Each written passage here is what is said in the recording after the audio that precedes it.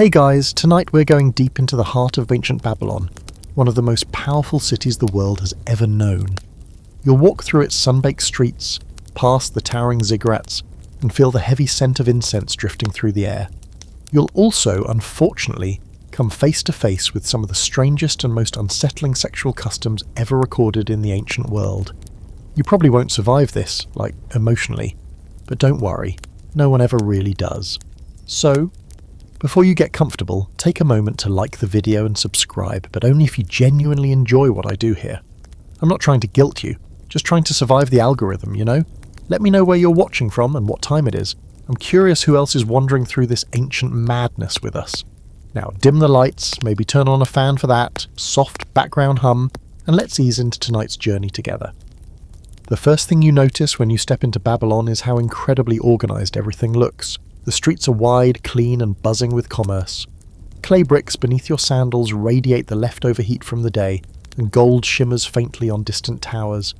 But the real centre of attention isn't the bustling markets or even the looming, multi-layered ziggurat.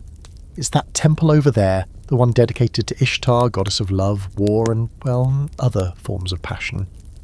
Let's call it what it is, the Temple of Trouble. As you inch closer, drawn by music and the shimmer of lanterns, the reality of this place begins to sink in. It's not just a temple, it's an institution, a machine fueled by divine commandments, royal endorsements, and the steady offering of bodies. Every year, thousands of women pass through these doors, many only once in their lives, and not to pray exactly. You walk past long lines of young women, each dressed in gauzy robes, waiting stunnedly at the temple gates. Some hold flowers, some look nervous, others look resigned. And you're just trying not to make eye contact. That never goes well in places like this. Now, here's a historical fact that's going to mess with your brain. According to some ancient Greek sources, the Babylonians themselves didn't exactly keep Yelp reviews on this. The practice of sacred prostitution required every woman in Babylon to offer herself to a stranger at least once in her life, as an offering to Ishtar. Doesn't matter if you're rich, poor, married, single, young, old, every woman. 1 silver coin, 1 anonymous act, and then you were considered spiritually clean. You spot a priest in brilliant white robes moving down the line. He's selecting women based on some criteria you definitely don't understand. You're trying not to stare, but then the music shifts. Flutes, slow drums, someone burns something sweet and smoky, and the doors open. Inside, the air changes completely. Thick, warm, perfumed. If jasmine and cinnamon ever had a love child, it would smell like this. There are corridors wrapped in sheer curtains, and the flickering oil lamps cast shadows that flirt with your peripheral vision. You aren't even sure if this is real or some fever dream woven together with incense smoke and poor life decisions. A young acolyte motions for you to follow. You do, because apparently saying no to a divine invitation isn't really a thing here. Your guide doesn't speak, just gestures, and leads you to a softly lit room with cushions and more curtains. You hear distant laughter. A door opens and closes, and then you're alone. This might be a good time to mention that scholars still debate whether sacred prostitution was ever really practiced the way Herodotus claimed. Some say it was a ritual misinterpreted by outsiders. Others say it was exaggerated, distorted through cultural bias. But the temple exists, the legends persist, and you're here, in the heart of it, trying not to sneeze from all the damn incense. There's a carved plaque on the wall showing Ishtar, bare-breasted, wings flared, foot planted on the back of a lion. She's not a goddess who asks, she demands. And from the way people treat this place, no one dares question her. You sit, you wait, time stretches. Eventually someone enters. You don't look. That's part of the rule here. Anonymity is sacred. You hear the rustle of cloth. A soft voice whispers a prayer to Ishtar. And then the ritual begins. It's not romantic, it's not tender, it's not horrific either. Just clinical, disconnected. Like two people moving through motions prescribed by centuries of belief and societal pressure. It's a transaction. 1 silver coin changes hands. 1 prayer is whispered again, and it's over. You walk out into the night air, blinking, confused. No one looks at you, no one speaks. Just more women in line, more acolytes moving like shadows, more smoke climbing up into the stars, and you realise that in Babylon, this isn't horrifying. It's normal. A quirky fact? Some legends claimed Ishtar would curse any woman who refused the ritual with infertility or endless bad luck in love, which, when you think about it, is one hell of a divine guilt trip. You leave the temple grounds and find a bench near the river, staring at the reflections, and you start to wonder, if no one questions a thing for long enough, does it stop being weird, or does everyone just get better at pretending? The night air is still thick with the scent of burnt myrrh and human sweat as you sit by the river, trying to unpack what just happened. There's no one to talk to, at least not anyone who'd think it was strange. In Babylon, this is just religion. That's the part that keeps catching in your brain like a splinter. No shame, no secrecy. What you just did back in the temple wasn't just allowed, it was expected, holy even. You participated in something people have been doing for centuries under the gaze of Ishtar herself. Congrats, but you don't have much time to dwell. A temple bell rings in the distance, long, slow, and low, and the street begins to change around you. Robes shuffle, people emerge from behind high stone walls, candles flicker into life along the road to the inner sanctuary, and you, because you have terrible instincts and even worse timing, decide to follow. The deeper you go, the more intense everything becomes. Gone is the faint reverence of the outer temple. Here in the inner compound it's different, louder, stranger. At the top of the marble steps waits another doorway, massive, flanked by two statues of lions with human eyes. They stare at you like they know something you don't. Inside it's darker, just slits of moonlight falling through high vents in the ceiling, like the place itself is being fed soft moonbeams instead of air. The walls shimmer faintly with embedded lapis lazuli catching silver light. A soft voice welcomes you. It's not a priest this time, but a priestess, her face painted with stars and her voice slow like honey, left in the sun. She tells you the ritual is about to begin, and you are lucky, so lucky, to witness the Hieros Gamos, the sacred marriage of Ishtar and her divine consort. You don't fully understand what that means yet, but when has that ever stopped anyone in Babylon? You're handed a small cup filled with a bitter red wine laced with something electric. It leaves your tongue tingling. You drink it, of course. Peer pressure's a thing even in 1750 BCE. You're led down a hall of white curtains, each embroidered with gold thread forming spirals, suns, and, peculiarly, rows of open eyes.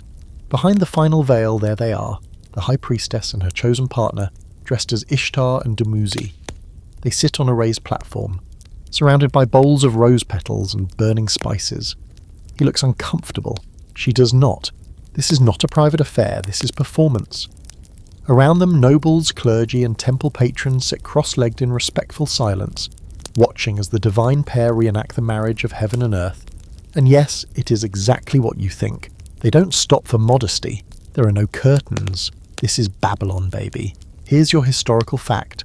Every year during the spring equinox, Babylonian temples held the Hieros Gamos, where the king or a high-ranking figure symbolically mated with the goddess through a high priestess. It was thought to bring fertility to the land, prosperity to the city, and ensure the gods didn't smite everyone with a sandstorm or worse. The wine kicks in.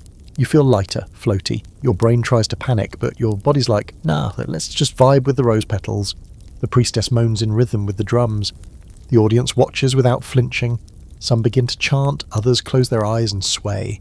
You've never felt more like an outsider, and yet somehow complicit. And now here's the fringe theory. Some modern scholars suggest this entire ritual may have been largely symbolic, with no actual intercourse involved. Just elaborate pageantry. Others argue, not so gently, that oh no, it was very real, and possibly the core ritual of Babylonian temple life. It's one of those debates that keeps ancient historians fighting in academic forums and awkwardly dodging questions at dinner parties. But back to you. You're sitting on the floor of a holy room, surrounded by men and women who think you're witnessing divine union, and you're just trying to figure out if your wine was laced with datura or just some extremely niche Sumerian root herb. The chanting rises.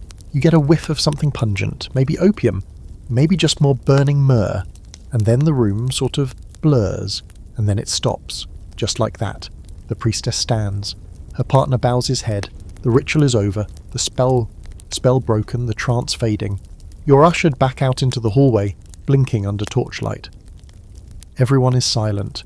No clapping, no cheers, only reverence. Even now it feels like you've stumbled into something massive, something you don't fully understand, like watching someone else's god in the act of creation. You pass a wall painting on the way out, Ishtar descending into the underworld.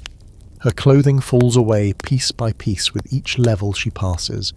You remember someone once told you the myth was a metaphor for surrender, for sacrifice. Maybe that's all of this is. Maybe that's how people made sense of things they couldn't control: famine, drought, fertility, death. Maybe the only way to feel safe was to make your body the bridge between human fear and divine chaos. Or maybe they were just really into weird public theatre. As you step outside the sun's already threatening the horizon. Babylon is waking. Vendors roll out carts. Slaves carry jugs of water. Pigeons coo from temple ledges. And no one, not one person, looks surprised at what happened last night. For them, it's just the divine order of things. You, though, you're going to need another drink. The sun crawls up over the horizon, and you realize you haven't slept. Not that sleep feels like a thing people do in Babylon. This city pulses with energy that never dies down, like it's always on the edge of another ritual, another decree, another public spectacle. You're not even sure what day it is anymore. But you do know one thing: you're due for a breather, so naturally you wander into another existential nightmare. It starts off innocent enough. You're walking through the Ishtar Gate district, passing street hawkers yelling over each other about figs, goats, and miracle ointments. Someone tries to sell you a carved fertility idol with very ambitious proportion. You decline, barely. Then you reach a wide plaza that smells faintly of smoke and stale perfume, and you see them. Women, lined up under a covered stone archway, quiet, waiting. Not dressed as priestesses this time. These are regular women, old, young, tall, awkward, confident. No fanfare, no flowers, just a line. And a man at the far end holding a scroll and a measuring rod. You think, okay, maybe it's a census, a head count, a legal proceeding. It is none of those things. It's the one-coin rule, and you're now watching it unfold in the very literal sense. A grizzled old merchant, smelling like goat milk and triumph, approaches the front of the line. A woman steps forward. They exchange words you can't hear. Then she kneels, touches her forehead to the dusty ground, and follows him into a shaded stall behind the platform. She'll return shortly with a single silver coin in hand. Her obligation to Ishtar fulfilled. You glance around to see if anyone else looks appalled. They don't. In fact, a small crowd has gathered to observe the line, like it's a casual afternoon market attraction. A woman in a red veil even brings her child to watch. The kid claps when the next woman is chosen. You want to scream. Here's your historical fact of the night, or morning now, technically. According to the ancient Greek historian Herodotus, this ritual was mandatory. Every woman in Babylon was required, at least once in her life, to sit in the temple district and offer herself to a stranger in Ishtar's name. She couldn't go home until it happened, until the silver coin was dropped in her lap, one time only, and then she'd never have to do it again. A holy transaction. Now, modern scholars are, let's say, deeply split on this one. Some argue that Herodotus exaggerated or misinterpreted a more symbolic or optional rite. Others believe the practice was very real, but maybe not as widespread or systematic as he claimed. There's no Babylonian law code that confirms it, no temple records outlining quotas, but oral tradition and foreign accounts kept the story alive, and that's enough to make it part of the mythos. Quirky fact: in some interpretations, the silver coin wasn't just payment. It was considered a sacred offering to the goddess herself. Meaning technically, the man was just the delivery system, romantic war, right? You stay in the shadows and watch as the line shuffles forward. Some women look embarrassed, others bored. A few seem oddly empowered by it, like they're reclaiming something. Maybe they are. You wouldn't dare ask. One girl can't be more than 16. She looks pale, clenched. She tries to hide her trembling hands under her shawl. The man who chooses her is at least 50, bald with yellow teeth and a belly that shifts like wet laundry when he walks. She follows him. She does not come back. That's when the priest on the platform calls out something in a clear, sharp voice. Everyone pauses. The crowd murmurs. Then they all turn to you. Apparently you've been standing too long, looking too curious. You're waved forward. You do what you always do in Babylon. Try not to panic while complying politely. You approach the platform and murmur the words you've been practicing. You say you're not from here, not initiated. You say you're just watching. A pilgrim? Maybe. A tourist? The priest raises an eyebrow. He says, Ishtar does not overlook any heart. You say, totally, love that. He waves you off mercifully, and you slink back into the side streets, your heart racing. For a second there, you nearly became part of the line. You stop at a stall and buy something to eat. Dates stuffed with honey and crushed almonds. They taste like guilt, but they're still delicious. Welcome to Babylon. As you sit chewing and watching a lizard crawl across a stone wall, you think about how many women have sat on that same stone waiting for a coin that would buy them a piece of spiritual peace. You think about how powerful belief can be. Powerful enough to turn a sacred obligation into a public performance. Powerful enough to make shame a holy thing. And maybe that's what makes Babylon so hard to grasp. It's not that people are twisted or cruel. It's that the city wraps the divine around every part of life. Birth, death, love, sex, power. Until you can't tell where God ends and humanity begins. Until people start doing unspeakable things and calling it holy. You finish your snack and look up. The crowd's gone. The women have disappeared into their own lives. The stone archway is just a stone archway again, and the city moves on like it always does. You, though, you carry it now. That image, that line, that ancient rule. One woman, one time, one coin, and all the gods watching. You're walking again. Babylon doesn't really let you stop for long. The heat's picking up, and your feet ache from dodging carts and ceremonial parades. Yes, parades. Apparently today's a feast day. Again. This place has more holidays than actual work days, and they all seem to involve a lot of drums, flowers, sweating oxen, and unsettling facial expressions. You follow a string of priests chanting in Sumerian as they carry garlands of reeds and a gilded idol that looks suspiciously like it might need therapy. The crowd parts to let them pass, eyes low, hands clasped. You're just trying to stay close enough to look like you belong, but not so close that someone thinks you want to participate. Eventually the parade leads you back, of course, to the Temple district, and you realise you're back at the very edge of Ishtar's compound again. But this time, instead of the main entrance, you notice a small curved doorway off to the side, half hidden behind hanging sheets of dyed linen. There's a steady stream of people slipping inside, all of them silent, carrying small bundles of something fragrant. Probably herbs or oil or animal bits. It looks secret, which naturally means you have to go. Inside it's dim and hushed. The air is sticky with incense. A stone corridor leads to a low-ceilinged chamber bathed in amber light. You see couches arranged in a circle, surrounded by hanging braziers. The scent of jasmine hits you hard again, but this time it's layered with something else, nervous sweat and musk. There's movement behind one of the gauzy curtains. You squint and immediately regret it. Yep, people, doing things. This isn't the one-time offering ritual. This is different. It's more recreational, but still very much in the name of the goddess. You ease yourself onto a bench near the wall and try to look like you're contemplating spiritual mysteries, not judging everything around you. And then you hear it. A voice, low and rhythmic, reciting a prayer in Sumerian. Not just a prayer, an invitation.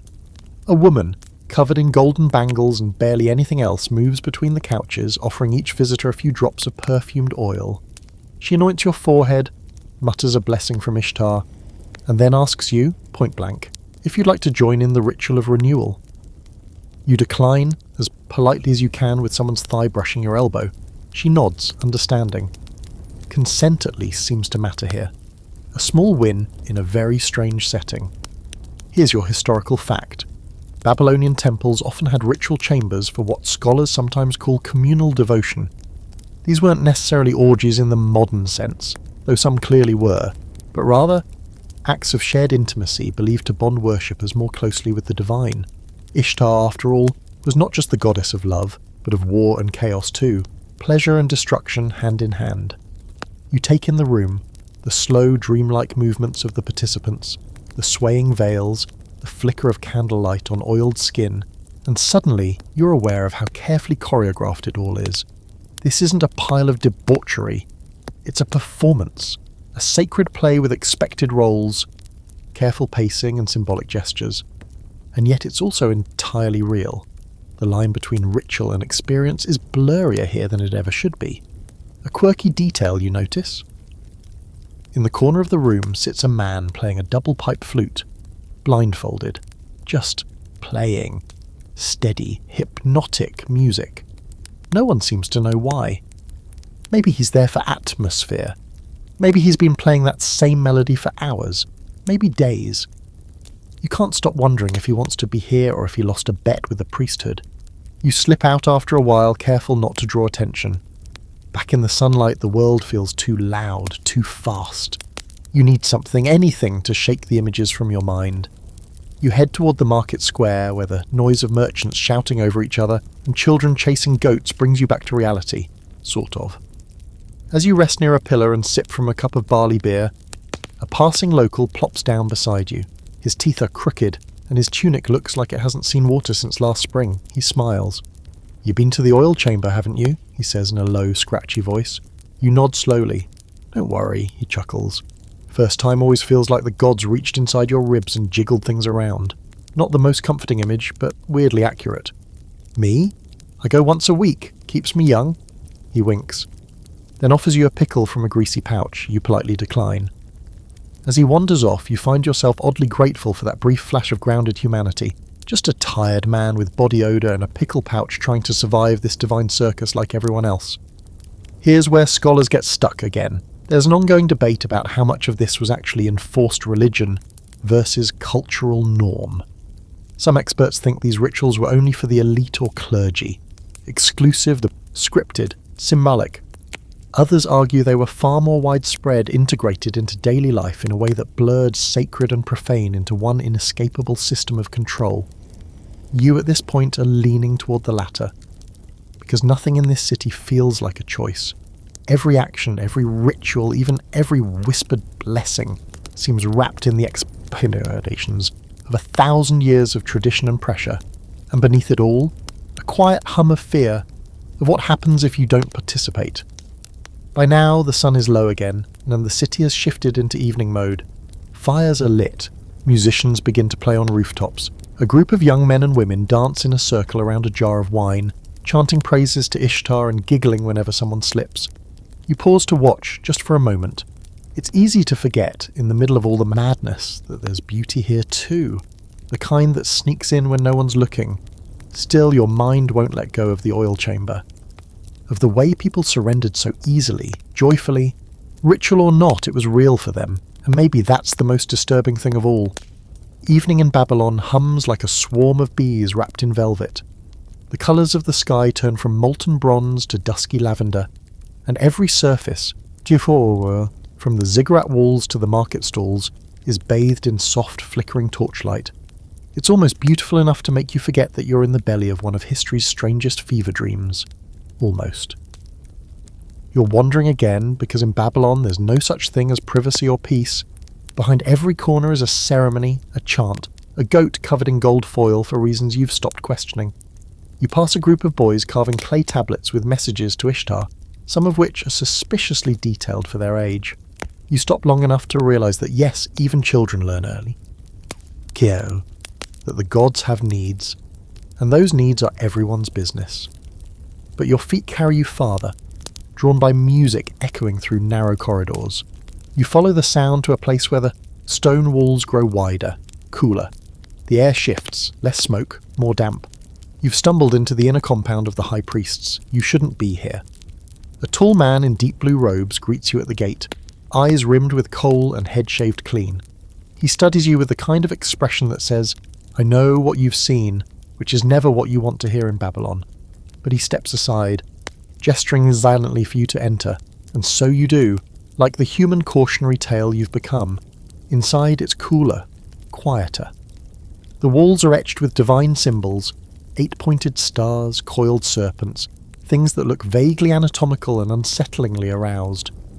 A hallway leads you to a chamber where a small group of priests lounges on velvet cushions, sipping wine from golden goblets and discussing dreams like they're trading stocks. You sit, uninvited but tolerated. One of the younger priests leans over and whispers, "New, aren't you? Don't worry, everyone comes through here eventually." You're starting to believe him. Here's your fact of the evening. Babylon's priesthood wasn't just a religious class, it was a power class. They controlled land, trade, and massive wealth. And yes, they were often heavily involved in sexual rituals, sometimes under the guise of spiritual purity, sometimes just because power and indulgence are a timeless combo.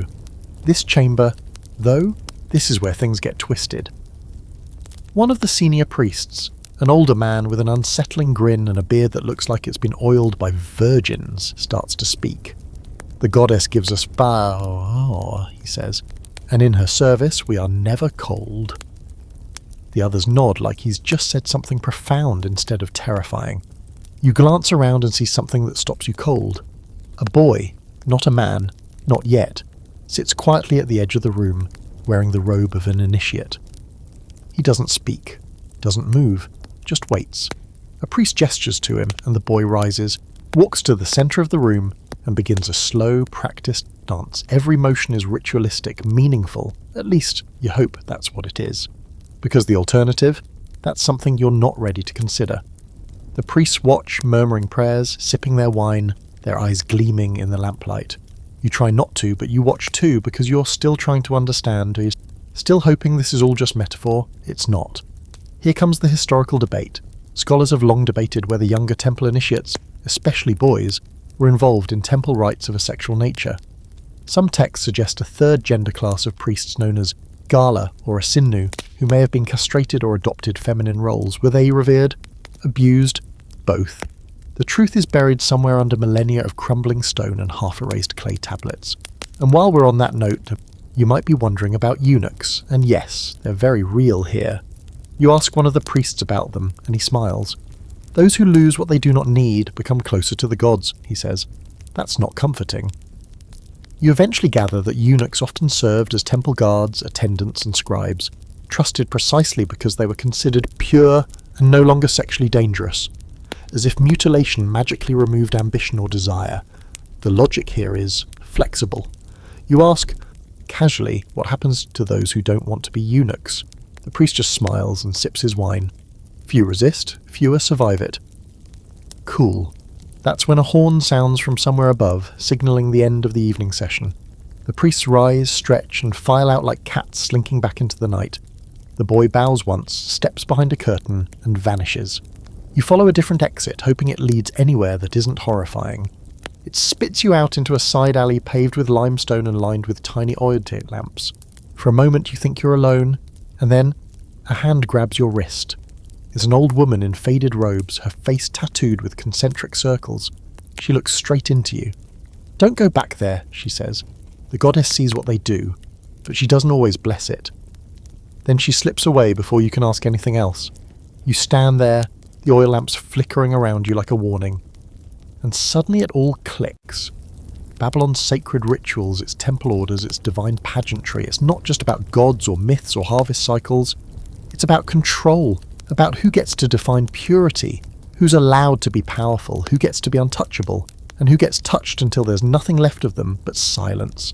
You finally make your way back to the river, exhausted, your thoughts tangled in 1,000 contradictions. You watch the dark water slide past like time itself. Impossible to hold.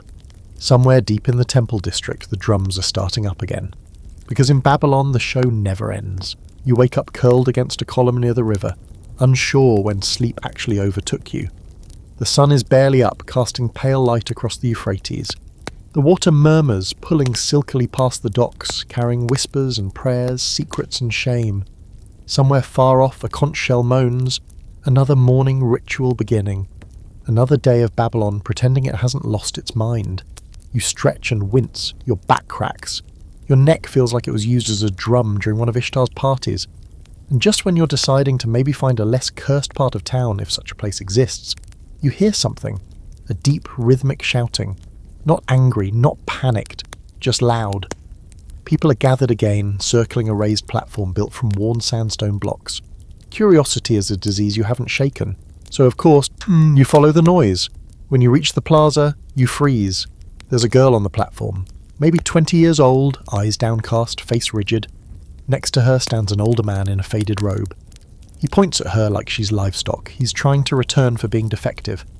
People are gathered close, murmuring, jeering. And just beside them is a scribe recording everything onto a small clay tablet, his stylus moving without pause. This is no ordinary crowd. This is a marriage tribunal. The man announces the charges. The girl is his wife. He accuses her of infidelity. He says she has betrayed both his household and the gods, that she took another lover under the very nose of Marduk himself. The crowd oos like it's a street puppet show. This is entertainment. A woman's ruin turned into morning theatre. You try to back away, but people are packed in too tight. Then the judge, an official with a high hat and a staff carved with lions, asks the crowd if anyone can confirm or deny the charges. No one steps forward. No one ever does. The girl stays silent. The silence is damning. Here's your historical fact. Babylonian society had a highly structured legal system, especially when it came to marriage and fidelity. Adultery wasn't just a personal betrayal, it was a crime, punishable by death in some cases. The Code of Hammurabi, yes, the one that shows up in textbooks, laid out specific rules about accusations, evidence, and penalties. And those penalties were inventive. The judge announces the verdict. The man is telling the truth, or at least truthy enough. The punishment. The girl will be paraded through the streets, stripped of her outer robe, and then dunked in the river. If she survives, the gods have forgiven her. If she doesn't, well, at least she's clean now. That's when two guards grab her arms. You think about stepping forward, saying something. You imagine yourself shouting, "This is madness!" like you're in a dramatic stage play, but your feet don't move, and neither does anyone else's. Here's the quirky detail for you. In Babylon, trial by water wasn't just a punishment, it was a divine judgment tool. Literally dunking people in the river and letting the gods decide if they deserve to live. If they drowned, guilty. If they floated or survived, innocent. That's justice, our ancient edition. They pull her toward the river, her sandals fall off, she trips once on the stone steps, but no one helps. She's led to a wooden platform above the current, hands bound loosely, symbolically, more than anything. One of the guards mutters a prayer to Enki, the water god, and then she's dropped in. The crowd leans forward, breathless. You watch her hit the water, vanish for a heartbeat, then surface, coughing and flailing. She fights the current, scrambles for the dock. It takes her nearly a full minute, but she makes it. Wet, gasping, her hair clinging to her face like seaweed, she collapses on the stone, alive. And the crowd? They cheer, not for her, for the gods. The gods have spoken, she's been judged, and now she can go home and pretend her life hasn't been shattered. But her husband? He turns his back and walks away. She won't be going home. She'll be cast out, legally divorced by default, a woman with no property, no status, and a reputation smeared with divine stink. You finally manage to slip away as the crowd begins to disperse. The scribe is still scratching away at his tablet like it's the gossip of the week. And you? You feel like something inside you cracked. You find a bench in the shade of a fig tree. A fruit vendor walks by, offers you a handful of pomegranates. You take one, peel it slowly. Red seeds bleed into your hand like tiny gems. You eat without tasting. There's a scholar sitting nearby, young, with ink-stained fingers and a fraying satchel. He notices your expression and says, "First time watching River Judgment?" You nod. "Don't worry," he says, "you get used to it." Do you? You ask him what happens to women like her. "Some marry again," he says. "Some become temple servants. Others," he shrugs, "vanish." Then he changes the subject entirely and asks if you've seen the ziggurat at dusk. You haven't, and you don't care. Here's the scholarly debate of the day. Some historians believe these public trials were rare, symbolic, more spectacle than reality. Others argue they were commonplace, a form of social control dressed in ceremonial robes. After all, fear is a great tool, especially when you make the river itself your co-judge. As the sun climbs higher, you stare out over the water. You think about the girl's face, stone still as she listened to her sentence. The weight of that silence.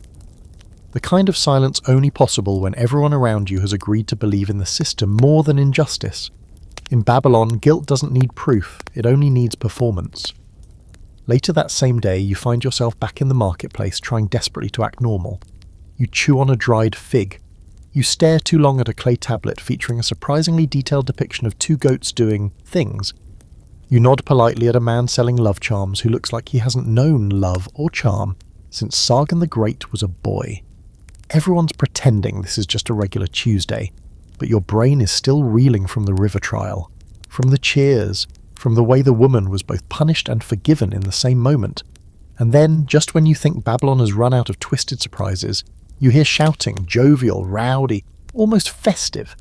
You follow it, because apparently that's your whole personality now, and arrive at an open plaza filled with bright fabric tents, music, and a crowd forming a semicircle around a large platform. It's like a carnival, if carnivals were less cotton candy and more human auction. Welcome to the Virgin Bride Market. the first thing you notice is the lineup. Young women standing in rows, arranged roughly from most elaborately dressed to least. At first glance, you might think it's a bridal fashion show. And in a way it is, except instead of getting a bouquet, these girls get purchased. A man in a black tunic steps onto the platform and announces the beginning of the annual marriage auction. "All eligible virgins of this district," he says, "present and accounted for." The crowd cheers like he's just announced free wine. One by one, the girls are brought forward. The first is breathtaking, probably 17, with eyes like lapis and hair coiled into perfect loops. The bidding starts fast. Hands shoot up, gold rings flash. A fat merchant wins her for what sounds like a small nation's annual barley yield. The second girl steps forward. She's beautiful too, though less extravagantly so. Still, the crowd competes. There's laughter, shouts, jokes in Sumerian that you probably wouldn't want translated. And you realise what's happening. This isn't just about marriage, it's about status. These men aren't just buying wives, they're showing off wealth, taste, and the ability to outbid their rivals.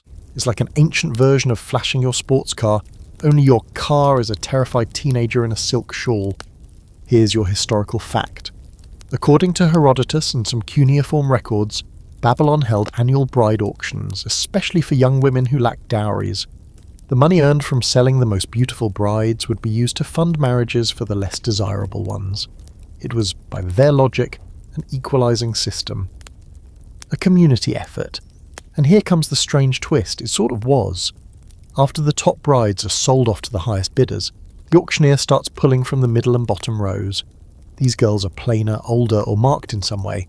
A limp, a scar, or simply not meeting the rigid Babylonian beauty standards. And here's where things flip. Instead of buyers paying for the bride, the auctioneer starts offering dowries to the men. That's right. You want this girl? Huh?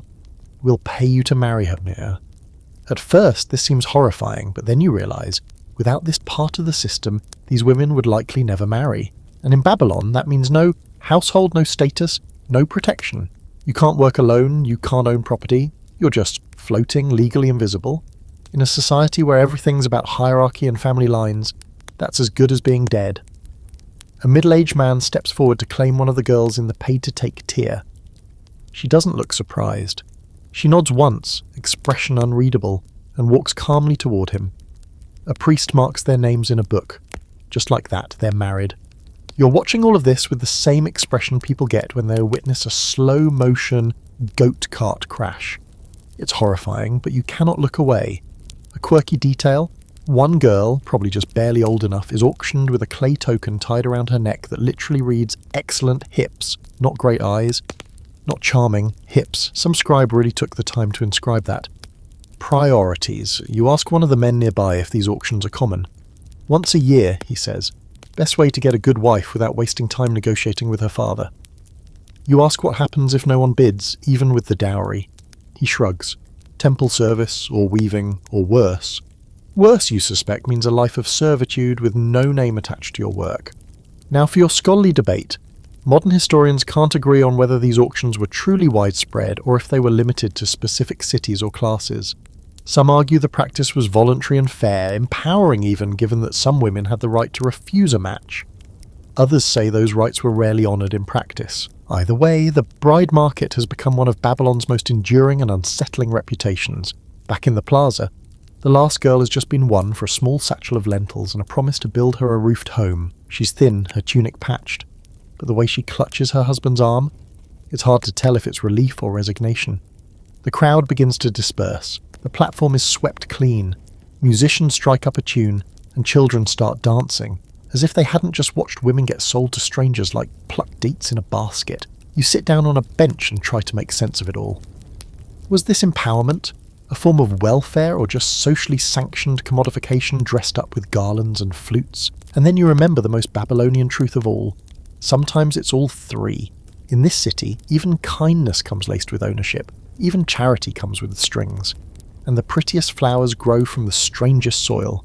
By now, your definition of normal has eroded like a mud brick in a flash flood. In Babylon, one day you're dodging goat entrails in the market. The next you're watching teenage girls get auctioned to sweaty merchants. And if you think the city's rituals can't get any weirder, just wait until spring hits, and with it, the festival of Akitu. You first hear about it from a boy selling reed baskets. "Tomorrow," he whispers, wide-eyed, "the gods change everything." You ask what that means, and he just grins with way too many teeth and runs off. That's always a good sign. At dawn, a blast of horns echoes across the city. The ziggurat bells ring so hard the air vibrates. People pour into the streets wearing wreaths of barley and strange little clay amulets that look like they were made in a hurry by someone who hates proportions. You're swept up in a crowd moving toward the city centre, past the statue of Marduk, Babylon's top god, the Big Cheese, the divine CEO, and his temple, which is currently being decorated with red cords and a lot of feathers. Like, a lot of feathers. Someone's budget went wild. Today marks the beginning of the New Year festival, Akitu, a 12-day party that involves drinking, sacrifices, ritual humiliation, and yes, very specific kinds of recreational partner swapping. You know, like all great holidays. You've barely had time to figure out what's happening before the crowds divide into two processions. One heads for the city gate, the other toward the temple gardens. You do what any rational person would do. You follow the one with music and less smoke. In the gardens, couples gather, some already dancing, others laughing awkwardly. There's a charged atmosphere, like the moment before a storm, or a particularly sketchy college orientation week. A priest stands on a platform and begins a long prayer to Marduk and Ishtar, calling for renewal, abundance and peace among the city's households. Then comes the part that makes your eyebrows do things they shouldn't. The ritual of sacred union begins, and not just for the high priest and priestess this time. Oh no, this one's communal. Here's your historical fact. During Akitu, ancient Babylon celebrated the reaffirmation of divine order through ritual reenactments, including symbolic marriages. The central event involved the king, or substitute, joining with the high priestess in a highly formal, often sexual ritual symbolizing the union of Marduk and Ishtar. But among the populace, versions of this rite were practiced on a smaller, more participatory scale, essentially a religiously sanctioned free-for-all. Some couples came together specifically for the festival. Some married people took a break under divine blessing. Others swapped partners for the night, believing it would purge past sins and bring good luck. This wasn't scandal, it was obedience. A woman next to you leans in and says, "Have you chosen your blessing yet?" You give a nervous laugh. She smiles, tilts her head. You're new, always comforting when strangers can clock your spiritual confusion. She points to a stone basin filled with barley wine and a bunch of small tablets. Each one bears a name, likely drawn earlier in the day. Random divine matchmaking. You pick one, a name you don't recognize. Someone in the garden is holding your match, waiting for you. You tuck the tablet into your belt and very casually walk away. You pass couples disappearing behind hedges, under canopies, into garden alcoves where soft laughter and moaning spill out like songbirds. A man in priest robes walks by, his arm around two people who look very relaxed. It's a religious vibe, but also weirdly like a summer camp for culty extroverts. And here's a fringe theory for your collection. Some researchers believe that during Akitu, individuals were encouraged, or at least not discouraged, from stepping outside their usual roles, relationships, and boundaries. One theory suggests that these rituals weren't just about renewal, but about controlled chaos, a temporary sanctioned release valve for the society's rigid structure.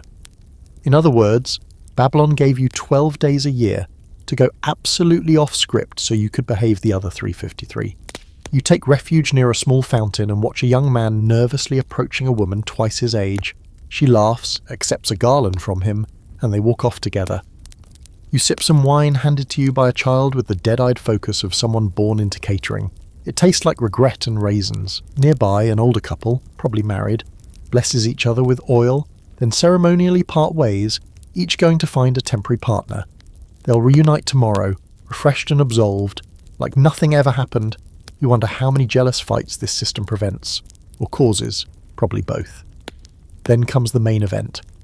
Back in the temple square, the mock king, a stand-in for the real one, has been ritually slapped by the high priest and stripped of his robes. The people laugh. He's paraded through the streets, humbled, representing the surrender of the mortal realm to divine will. Later, he'll be rewarded for his sacrifice with a feast, new clothes, and, depending on how things go, possibly a few very personal thank yous from select temple servants. You watch him pass, smiling gamely, wearing nothing but a crown and extremely brave eye contact. The crowd roars with approval. Here's a quirky footnote. Some clay texts describe a specific phrase the priest would say while slapping the king. Something like, "If you cry, Marduk will not hear you." Classic, spiritual abuse with a poetic twist. As night falls, the torches return. The air is full of perfume, smoke, and the kind of heat that clings. The garden's transformed into a glowing maze of bodies and whispered prayers. You can't tell who's with whom anymore. Maybe that's the point. Someone finds you. Maybe your match, maybe not. They smile, take your hand, say nothing. You don't move. Not yet. Because here's the thing about Babylon. After a while, even the unthinkable starts to feel inevitable. Morning in Babylon doesn't feel like a reset. It feels like a hangover disguised as sunshine. The streets are sluggish, littered with broken garlands and half-smashed amphorae. Someone snoring under a palm tree. A goat stands on a table like it won a bet. You pass a group of priests still chanting, their voices hoarse but determined. The festival of Akitu isn't over. It just never really stops. You're bleary-eyed, bruised in ways you can't explain, and half convinced you saw someone last night wearing a lion mask and quoting Ishtar while juggling figs. That might have been real. Or wine. Honestly, the line's blurred permanently now. You're on your way to find breakfast, or possibly a new life, when you turn a corner and find yourself face to face with one of the palace guards. He's massive, broad-shouldered, clean-shaven except for a stylized strip of beard that looks aggressively oiled. His armor glints in the sun, and he's not smiling. "You," he says. "The scribes want you." And just like that, you're not hungry anymore. You're escorted through the palace's side entrance, through shadowed halls decorated with elaborate tile mosaics of men stabbing lions, lions stabbing men, lions stabbing each other. Look, it's a theme. Eventually you're brought into a wide marble chamber, where a scribe sits on a raised dais, flanked by more guards. The scribe's robes are pristine, his hair curled into those tight spirals that only happen when someone spends 3 hours on your head with a bronze rod and oil. He gestures for you to sit, then, without looking up from his tablet, says, "Tell me what you know of the eunuchs." Okay, so this just got serious. You clear your throat and admit you know what everyone knows. Eunuchs serve in the palace, guard the harem, run messages, and are generally considered trustworthy. The scribe looks up slowly, pinning you with an expression that could curdle milk. And do you know why they are trusted? This feels like a trick, and you're painfully aware there are men with sharp things standing behind you, so you choose honesty, because they can't interfere. The scribe smiles thinly. Correct. Here's your historical fact. Babylonian palaces, like those of many ancient empires, employed eunuchs, men who had been castrated, often in childhood, to serve in positions of sensitive authority. They guarded the king's wives and concubines, managed inner court affairs, and were believed to be loyal due to their lack of family ambition. No heirs, no threats. But what you don't expect, what absolutely hits like a punch, is when the scribe stands and gestures toward a corridor. "Come," he says. "There is a room we think you should see." You follow him. You shouldn't, but you do. The guards flank you in silence. The corridor grows darker, cooler. You descend a few stairs, the stone damp beneath your sandals, and then he opens a thick wooden door, and your breath catches. This room, it's silent in a way that feels too deliberate. A long, low table runs through the centre, with bronze tools laid out in careful order. Hooks, bowls, cloth, a drain in the floor, a bench stain darker than the rest. Welcome to the castration chamber. You want to look away, but you can't. There's something magnetic about the quiet horror of it. You realise with cold clarity that this isn't just for show. This place still gets used. The scribe explains, voice dry and calm, that candidates for eunuch service are selected young, usually orphans or slaves, sometimes even war captives. The operation is done here, clean, ritualistic, blessed, and utterly final. You want to ask why he's telling you this, but you already know. It's not about the eunuchs, it's about control. This is Babylon's favourite game. The scribe walks you through the tools one by one. This, he says, prepares, this cuts, this seals, this purifies. You realise he's not being cruel. He genuinely believes he's describing something holy. Here's the quirky fact. In some versions of temple law, eunuchs weren't just servants. They were believed to be spiritually closer to the gods. existing outside the constraints of normal male or female roles. Some wore makeup, jewellery, and performed dances in the name of Ishtar or other deities, becoming sacred intermediaries. Divine but neutered, Nezoastepen. Of course there is. Some scholars argue eunuchs were respected.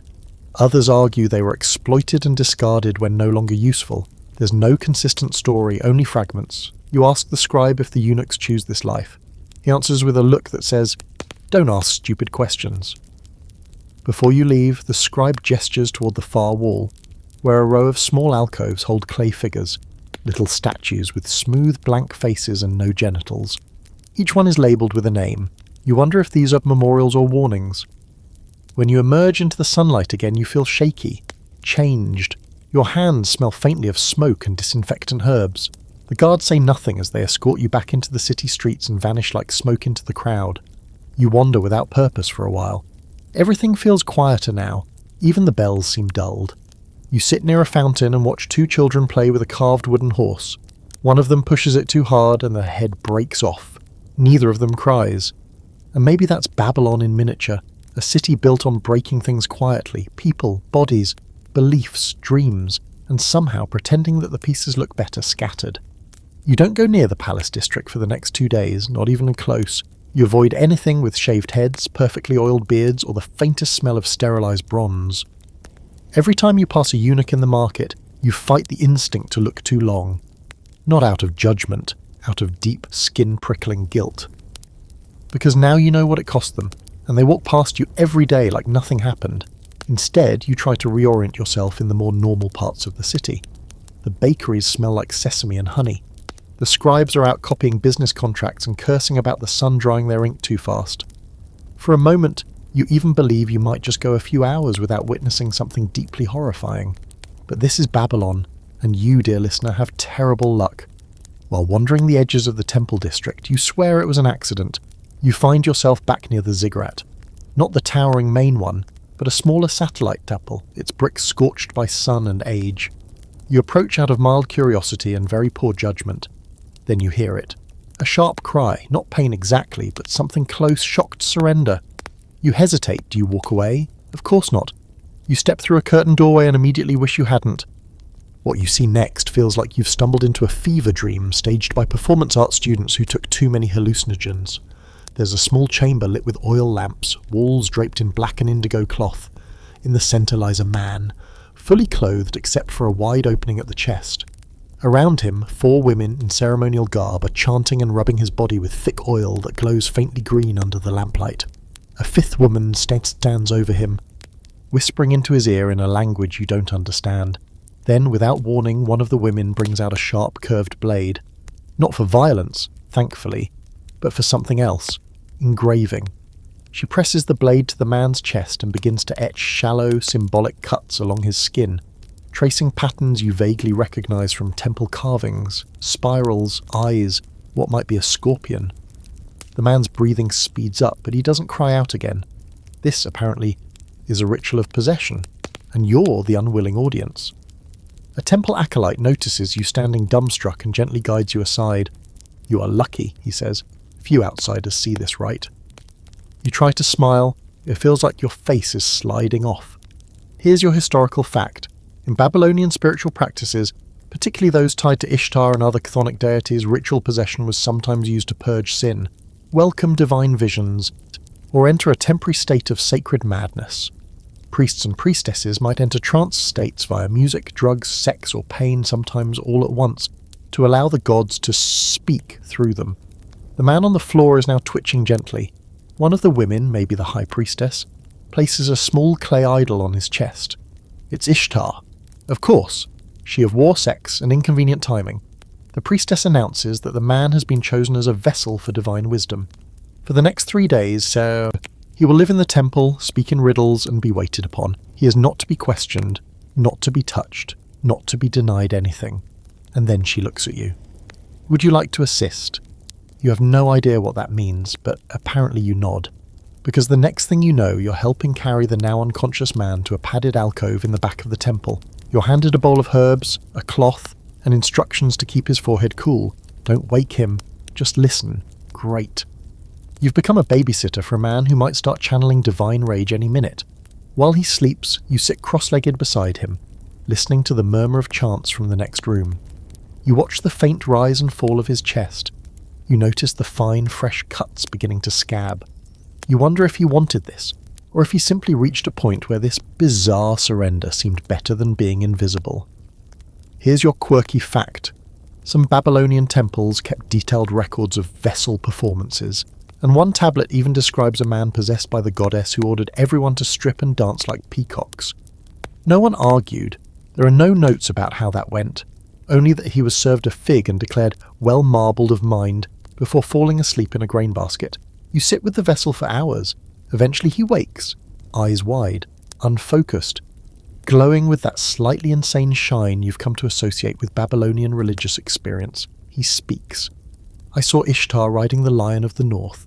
Her eyes burned stars into my skull. She said, "The walls of the world are teeth." You write that down, just in case it's useful later. Then he looks directly to you and whispers, "She also said, you're not from here."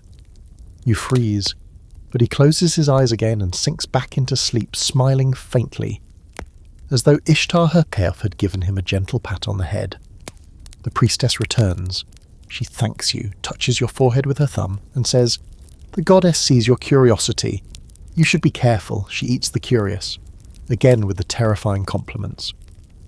You stumble out of the temple into the fading afternoon light. The city bustles around you like nothing happened, but you feel like you've just spent 6 hours in the basement of the gods, and they definitely made eye contact. You find a bench, sit hard and stare at a cracked amphora rolling down the street like it's got secrets. Somewhere in the back of your skull you hear a whisper. The walls of the world are teeth. You really hope that was metaphor. You wake the next morning tangled in reed mats and regret. There's something sticky in your hair. Possibly honey, possibly temple incense, possibly whatever's left of your sanity. Babylon has a way of getting inside your bones, rearranging the furniture of your soul without asking. You sit up slowly, head pounding, stomach hollow, and your first thought is never again, followed immediately by, again when? After washing your face in a public basin surrounded by 3 goats and a man furiously scrubbing a chicken, you try to remember what day it is. You've lost track of time entirely. Babylon doesn't care about weeks, only festivals, harvests, and whether the gods are in the mood to be merciful or moody. You wander through a quiet street near the scribes' quarter when something odd catches your eye. A pair of women arguing in front of a small stall. One of them is waving a clay tablet in the other's face like it's a cursed lottery ticket. You inch closer, doing your usual pretending to examine fruit routine, and that's when you hear one of them hiss, "You said he'd dream of me." Ah, magic. You love it when people pretend things aren't completely out of hand, but nothing says things are exactly out of hand like 2 noble women screaming over a sex spell gone wrong. You hang back and watch as the seller, an older woman draped in amulets, with a face like wrinkled papyrus, rolls her eyes and mutters something in Akkadian that definitely isn't polite. She shoos them away, then notices you hovering and gives you a long, suspicious look. "You want love?" she asks. You're too sleep-deprived to lie, so you say, "Not especially." She shrugs. "Then maybe you need revenge." And just like that, you've been adopted by a Babylonian magic worker, or as the scribes call her behind her back, that crazy old woman with the wax dolls and sharp teeth. She invites you into her cramped little shop, more of a stall with curtains, and inside you find what can only be described as the spiritual version of a medieval kitchen junk drawer, bowls of powders, dried herbs, bones, feathers, and yes, clay figurines with exaggerated body parts. Some male, some female, some undecided. The walls are lined with shelves stacked with cuneiform tablets, each covered in scrawled symbols, drawings, and what appear to be erotic curses. The woman, whose name turns out to be Ashratum, gestures at one. "This one makes your enemy impotent." Then another. "This one makes your ex fall in love with a donkey."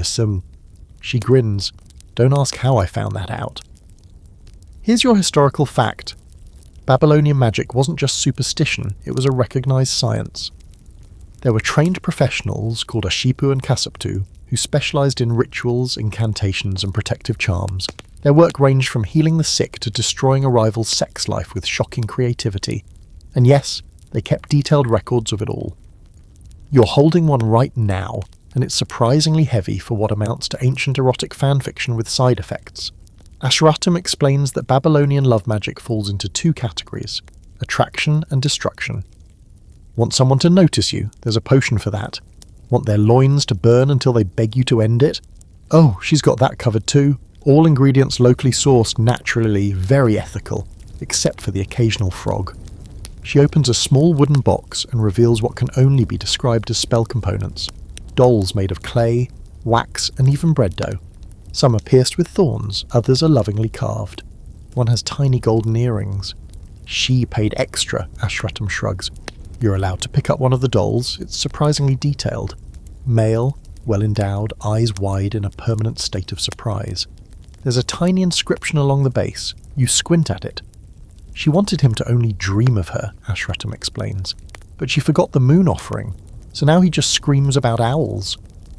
Here's a quirky fact. In Mesopotamian magic, owls were associated with nightmares and spirits, especially Lilitu, a female demon linked to lust, infertility, and sleep disturbances.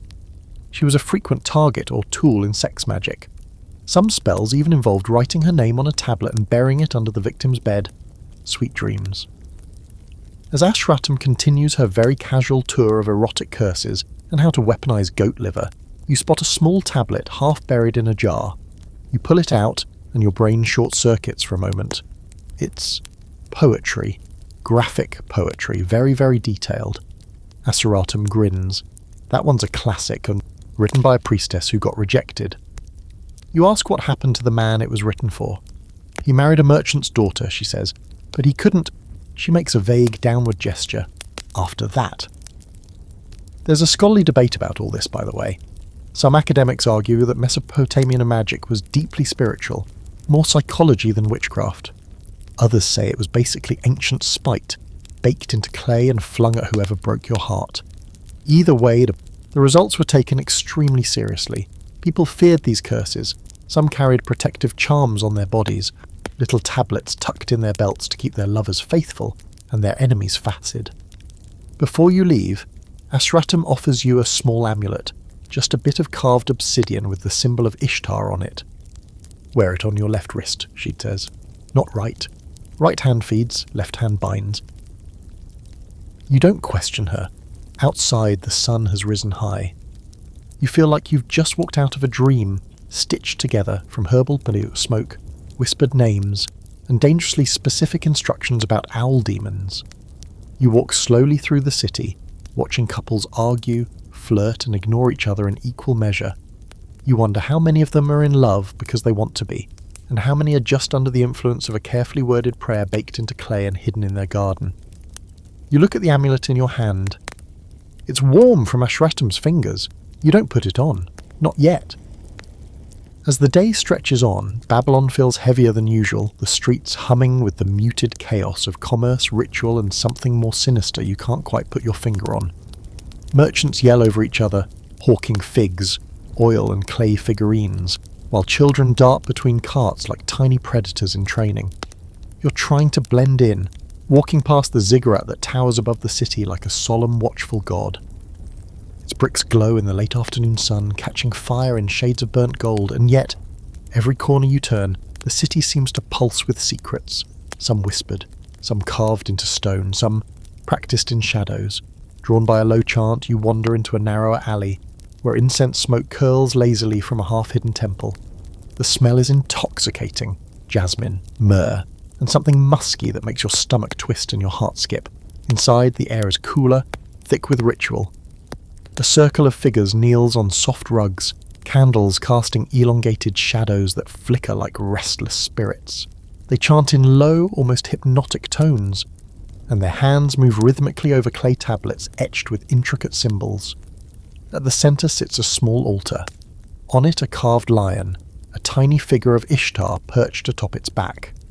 The participants are performing a fertility rite, one that looks both meticulous and unnervingly intimate. Here's your historical fact. Fertility rituals were central to Babylonian religion.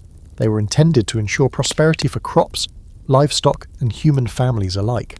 Sometimes these rituals involved symbolic sexual acts, sometimes offerings of food, wine, or incense, and occasionally, as accounts suggest, participants would enact divine unions, believing that their actions could influence the gods themselves. These rites were highly formalized with specific prayers, chants, and ceremonial tools including clay figurines like those Ashratam showed you. A figure in the circle, a young priestess, suddenly gestures toward you. You freeze. Then, without explanation, she hands you a small, flat clay tablet. On it, etched in delicate cuneiform, is a love charm. It's meant to bind a desired partner to the bearer's heart. Your fingers tremble as you hold it, aware that this isn't some harmless trinket. In Babylon, a charm like this is taken seriously. It's not magic in the whimsical sense, it's a tool, and like all tools, it can harm or heal depending on the hand that wields it. Quirky fact, some Babylonian charms were constructed to influence dreams. One could place a tablet under a pillow and supposedly induce visions of love, or nightmares of rejection, depending on the incantation. Some scholars even suggest that the dream influence aspect of these charms contributed to what modern psychology would call placebo effects or subconscious suggestion. Basically, Babylonian science meets superstition in clay form. While you're processing this, one of the ritual participants, a man with sharp eyes and the bearing of someone accustomed to obedience, leans over. "Do you understand what you hold?" he asks. You mumble something non-committal. He nods, apparently satisfied. "Then carry it carefully. It chooses its moments." You have no idea what that means, but it sounds ominous, which fits right in with the city's usual energy. You leave the temple, tablet tucked safely into your belt. Outside, the streets are thrumming with life. Children chase goats, a woman sings over a basket of dates, a dog barks at a cart full of grain. And yet every mundane scene is tinged with the latent tension of Babylonian society. The knowledge that every action, every glance, every whispered word could be seen, judged, or ritualized. Even something as simple as walking down a street could have unseen consequences. A subtle breeze carries the faint smell of roasted meat and incense, and as you breathe it in, your thoughts drift to what Ashratam told you. That love, desire and fear are all instruments in Babylon, that the gods see through masks and ceremonies alike, that a single action, or even an inaction, can ripple across lives in ways you might not understand for decades. The thought is dizzying. You make your way to a bench near the river. The water shimmers, reflecting the setting sun in fragmented gold, reminding you of the ziggurats bricks earlier. Across the water, a group of women gathers, their voices lilting in song as they prepare for a smaller ritual. Perhaps it's a purification rite or a prelude to another festival. Whatever it is, the devotion is palpable. Even from your distance, you can feel the power of belief pressing down, heavy but strangely comforting in its consistency. As evening approaches, the city begins to change. Lanterns are lit, flickering lights casting long shadows on walls and cobblestones. The air grows cooler, carrying hints of smoke, spices, and damp earth. In the distance, faint drumming begins, a reminder that even when you stop noticing, Babylon doesn't. It moves, breathes, and demands attention. You tuck the tablet safely in your robe, feeling both the weight of its promise and the weight of the city pressing in from all sides. In Babylon, curiosity is both a gift and a danger, and tonight, it's yours to carry. Night falls like a heavy velvet curtain over Babylon, and the city takes on a new, more intimate personality.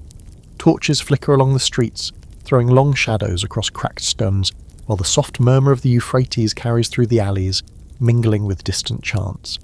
The air is thick with the aroma of roasted grain, perfumed oil, and the faint metallic tang of fear. Even from the riverbank you can feel the pulse of the city, the quiet tension that always precedes ritual, the unspoken knowledge that the gods are watching, and that in Babylon there's no separating the sacred from the disturbing.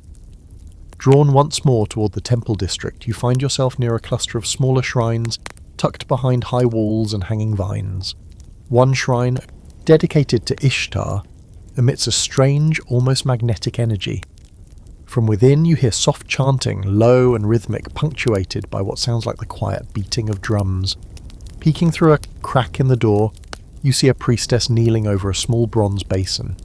She is reading the liver of a freshly sacrificed sheep, her hands moving with practiced precision, tracing symbols on the animal's surface as if they were instructions from another world. Your stomach flips. This is Babylonian divinatory magic, and it is far more precise and unsettling than anything you've witnessed so far. Here's your historical fact. Hepatoscopy, or the practice of reading livers for omens, was an important part of Mesopotamian divination. Priests used sheep livers, often waxed or marked with small incisions, to predict everything from harvest success to military outcomes and personal fortune. Every mark, vein, and coloration was interpreted according to highly codified manuals that only trained diviners could read accurately.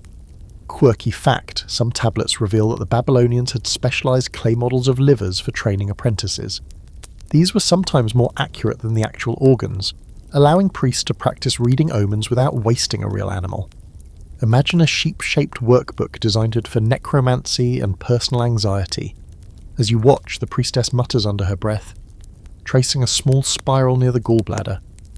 A soft hum rises, vibrating through the floor. According to legend, spirals represented hidden danger or unexpected events. You're suddenly aware of how small and mortal you feel. Standing at the periphery of a divine conversation you cannot fully understand, the quiet intensity of the room is almost hypnotic. The soft flicker of the oil lamp and the metallic gleam of the basin make every movement feel both sacred and ominous. A shadow moves behind you. You turn just in time to see a young acolyte slip silently through the doorway. His hands are empty, but his eyes are wide with a mixture of awe and fear. He whispers something in Sumerian, pointing toward the priestess. You catch one word, Lily 2. Apparently this divination session isn't just about ordinary luck. It's about unseen spirits, particularly nocturnal entities associated with sex, nightmares and misfortune. The Babylonians believed Lilitu prowled the night, targeting women and men alike, causing strange dreams or illness. Seeing her influence interpreted in the liver is both fascinating and horrifying. You crouch lower, trying not to disturb the ritual, but your curiosity gets the better of you. The priestess lifts her gaze briefly, eyes dark and luminous. She nods once, almost imperceptibly, acknowledging your presence. That gesture sends a shiver down your spine. For a city built on divine mandates, symbols and fear, even a small nod feels loaded with authority. You quickly avert your gaze, pretending to examine the door's carved motifs, spirals and stylized lions that seem to stare back with patient judgment. The divination ends suddenly. The priestess seals the liver in a clay jar, marking it with symbols to preserve its reading. The acolyte begins copying notes onto a fresh tablet with meticulous strokes. You watch the process, recognizing patterns you cannot fully understand. This ritual, half science, half religion, and entirely inscrutable, reminds you just how entwined belief, sexuality, and authority are in Babylon. Even omens about crops and battles are connected in subtle ways to fertility, desire, and control. Here's a scholarly debate. Some historians argue that liver divination was purely practical, a proto-scientific attempt to manage uncertainty. Others contend that it reinforced social hierarchies and moral expectations, including sexual norms and power dynamics within the temple and society at large. The two interpretations are not mutually exclusive. The liver may have been both an oracle and a mechanism for maintaining order. By the time you leave the shrine, the city has quieted slightly, though the underlying hum of ritual persists. You walk toward the river, carrying a faint scent of incense in your hair and the echo of the acolyte's whisper in your mind. You wonder how many other hidden practices, the strange, the erotic, the terrifying, exist just beyond the reach of your perception, waiting to be seen by someone else foolish enough to wander too close. In Babylon, the night is alive, the city is alive, and even shadows seem to participate in worship, bending toward Ishtar's invisible gaze. You sit on the riverbank, watching the moon's reflection ripple across the water. Somewhere in the city, drums begin again. A faint chant rises, as if carried by the wind. You clutch your robe, feeling the weight of everything you've seen. The rituals, the charms, the sacrifices, the obsidian amulet from Ashratum, and realize that in Babylon, curiosity is both a gift and a danger, a key and a chain. You shiver, not from cold, but from the persistent hum of the city's living, breathing enigma. The next morning, the city feels even heavier, as though the shadows from the night before have lingered, crawling along walls and through alleys like living things.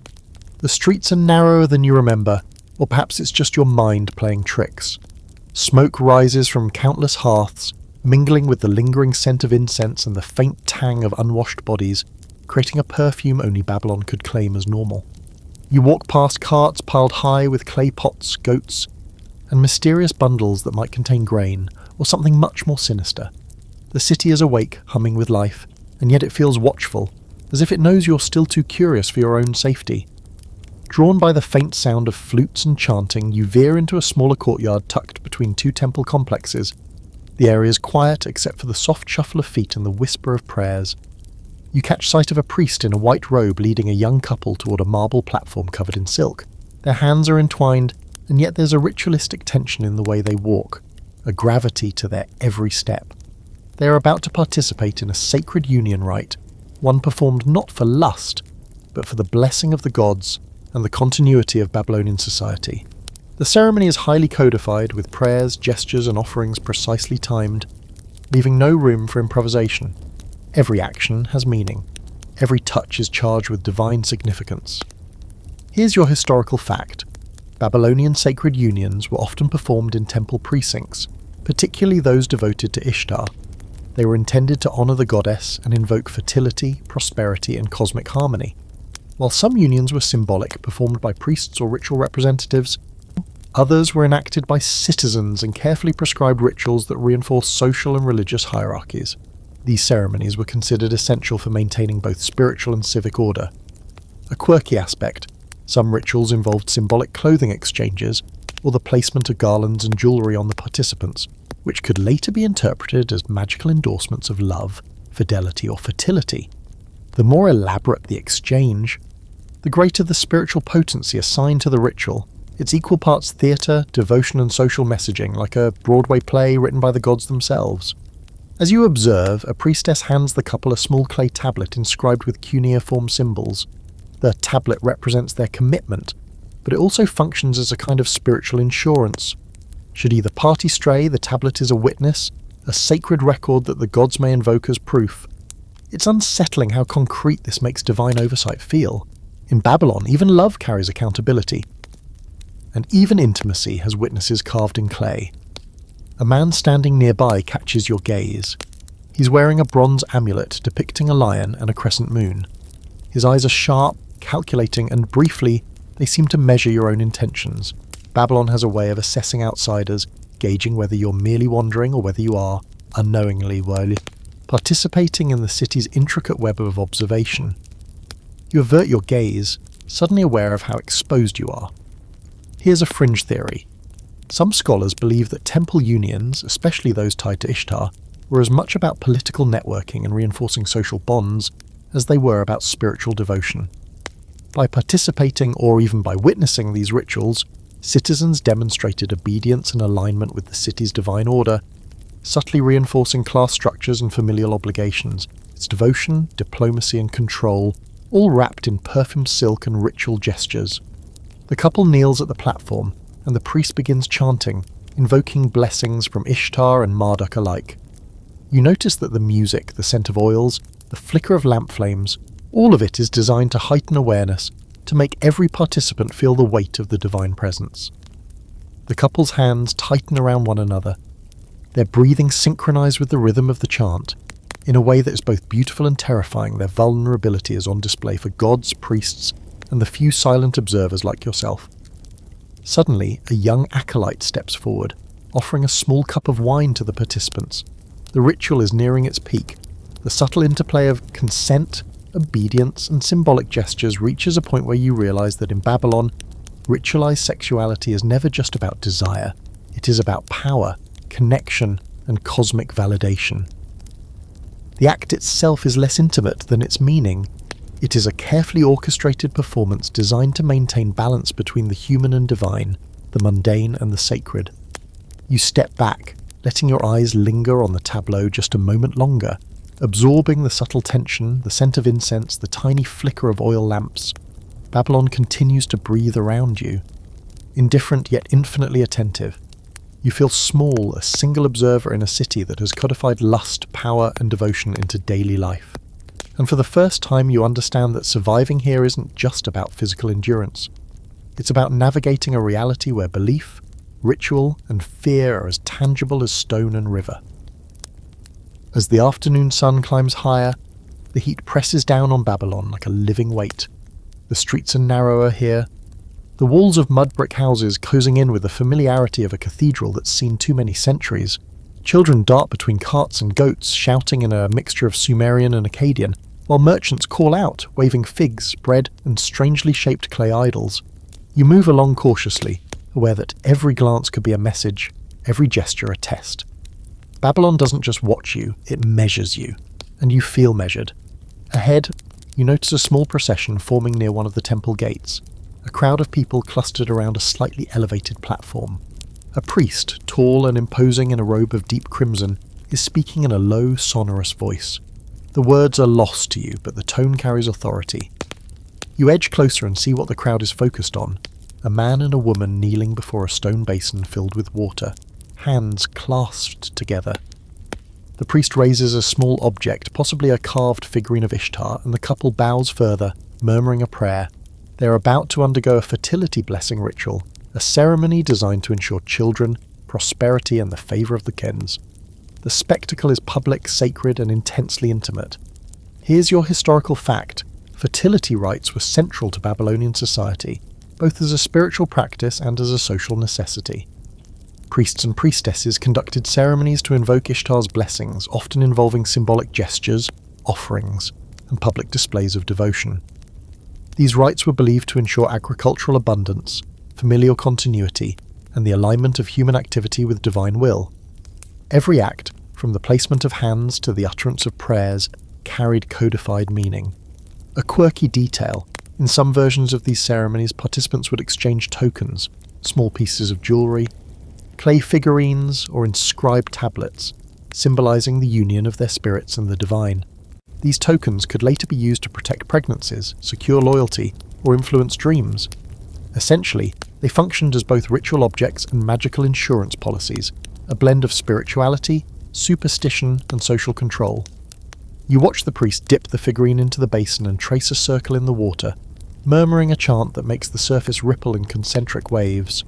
The couple follows the motion with their hands, fingers intertwined, palms pressing into the cool water.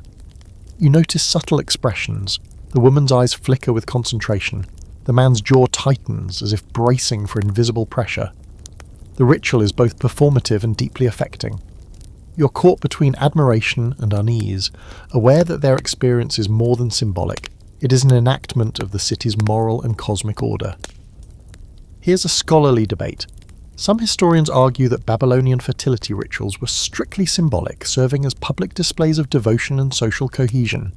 Others contend that many rituals involved physical enactments of sexual or intimate acts, sometimes in public, as a way to concretely embody the connection between human and divine. The historical evidence is fragmentary, with most surviving records offering only glimpses of what was truly performed versus what was meant to be symbolic. As the ritual progresses, the priest instructs the couple to drink a small portion of consecrated wine, murmuring incantations over the liquid. The act is both literal and metaphorical, symbolising shared life, fertility, and the union of divine blessing with human participation. The couple drinks carefully, their eyes meeting briefly before returning to the ritual. You feel a tightness in your chest, a mixture of awe and discomfort, as the city's sacred and erotic dimensions converge seamlessly in the small plaza. Nearby, other participants stand with small tablets or charms, ready to replicate aspects of the ritual in their own households or with their families. Babylonian magic, ritual, and belief interweave, reinforcing social hierarchies and personal obligations. Every glance, every whispered prayer, every symbolic gesture is meticulously observed.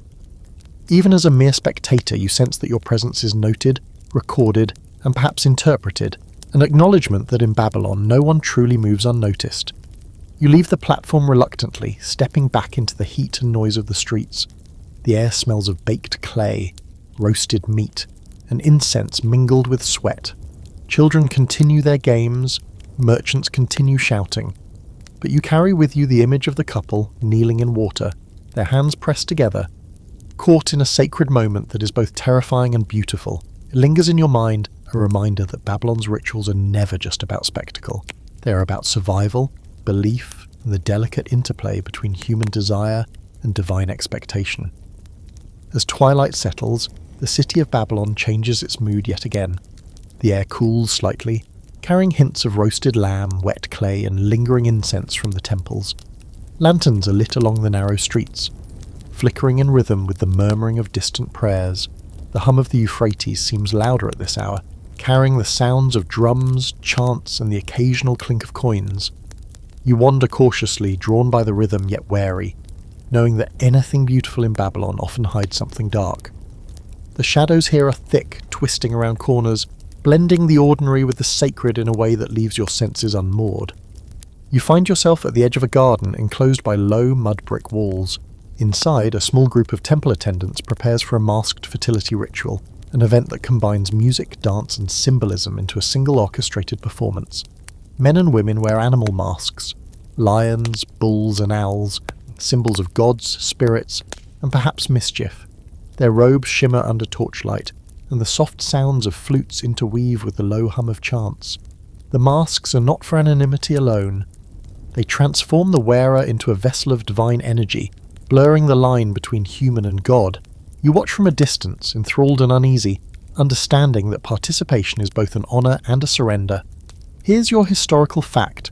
Babylonian masked rituals were performed to honour gods such as Ishtar and Marduk, often during seasonal festivals like Akitu or harvest celebrations. Participants wore masks and costumes to embody divine or supernatural beings, using dance, music, and symbolic gestures to influence fertility, weather, and social harmony. These performances were both public and sacred, meant to connect humans with divine forces through embodiment and ritualized storytelling. A quirky detail. Some masks included exaggerated features, huge eyes or horns, intended to channel spiritual energy more effectively. In some cases, dancers wore masks shaped like owls to invoke Lilito, a demon associated with sexual mischief and nocturnal disturbances. Wearing these masks was believed to temporarily shift the wearer's identity, making them a medium for supernatural influence. You notice a young priest leading the dancers, tapping a small drum with precise measured beats.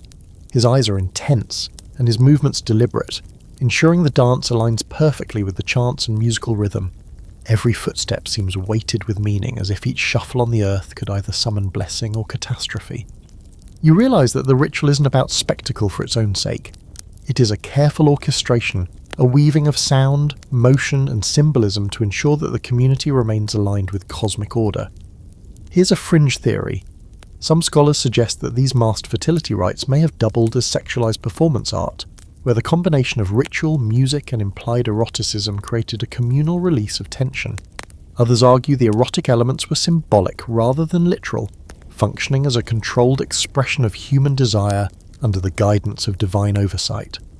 Either way, the rituals were a potent blend of spiritual authority and social cohesion. As you watch, one of the owl-masked participants approaches a small pedestal, raising a clay tablet high.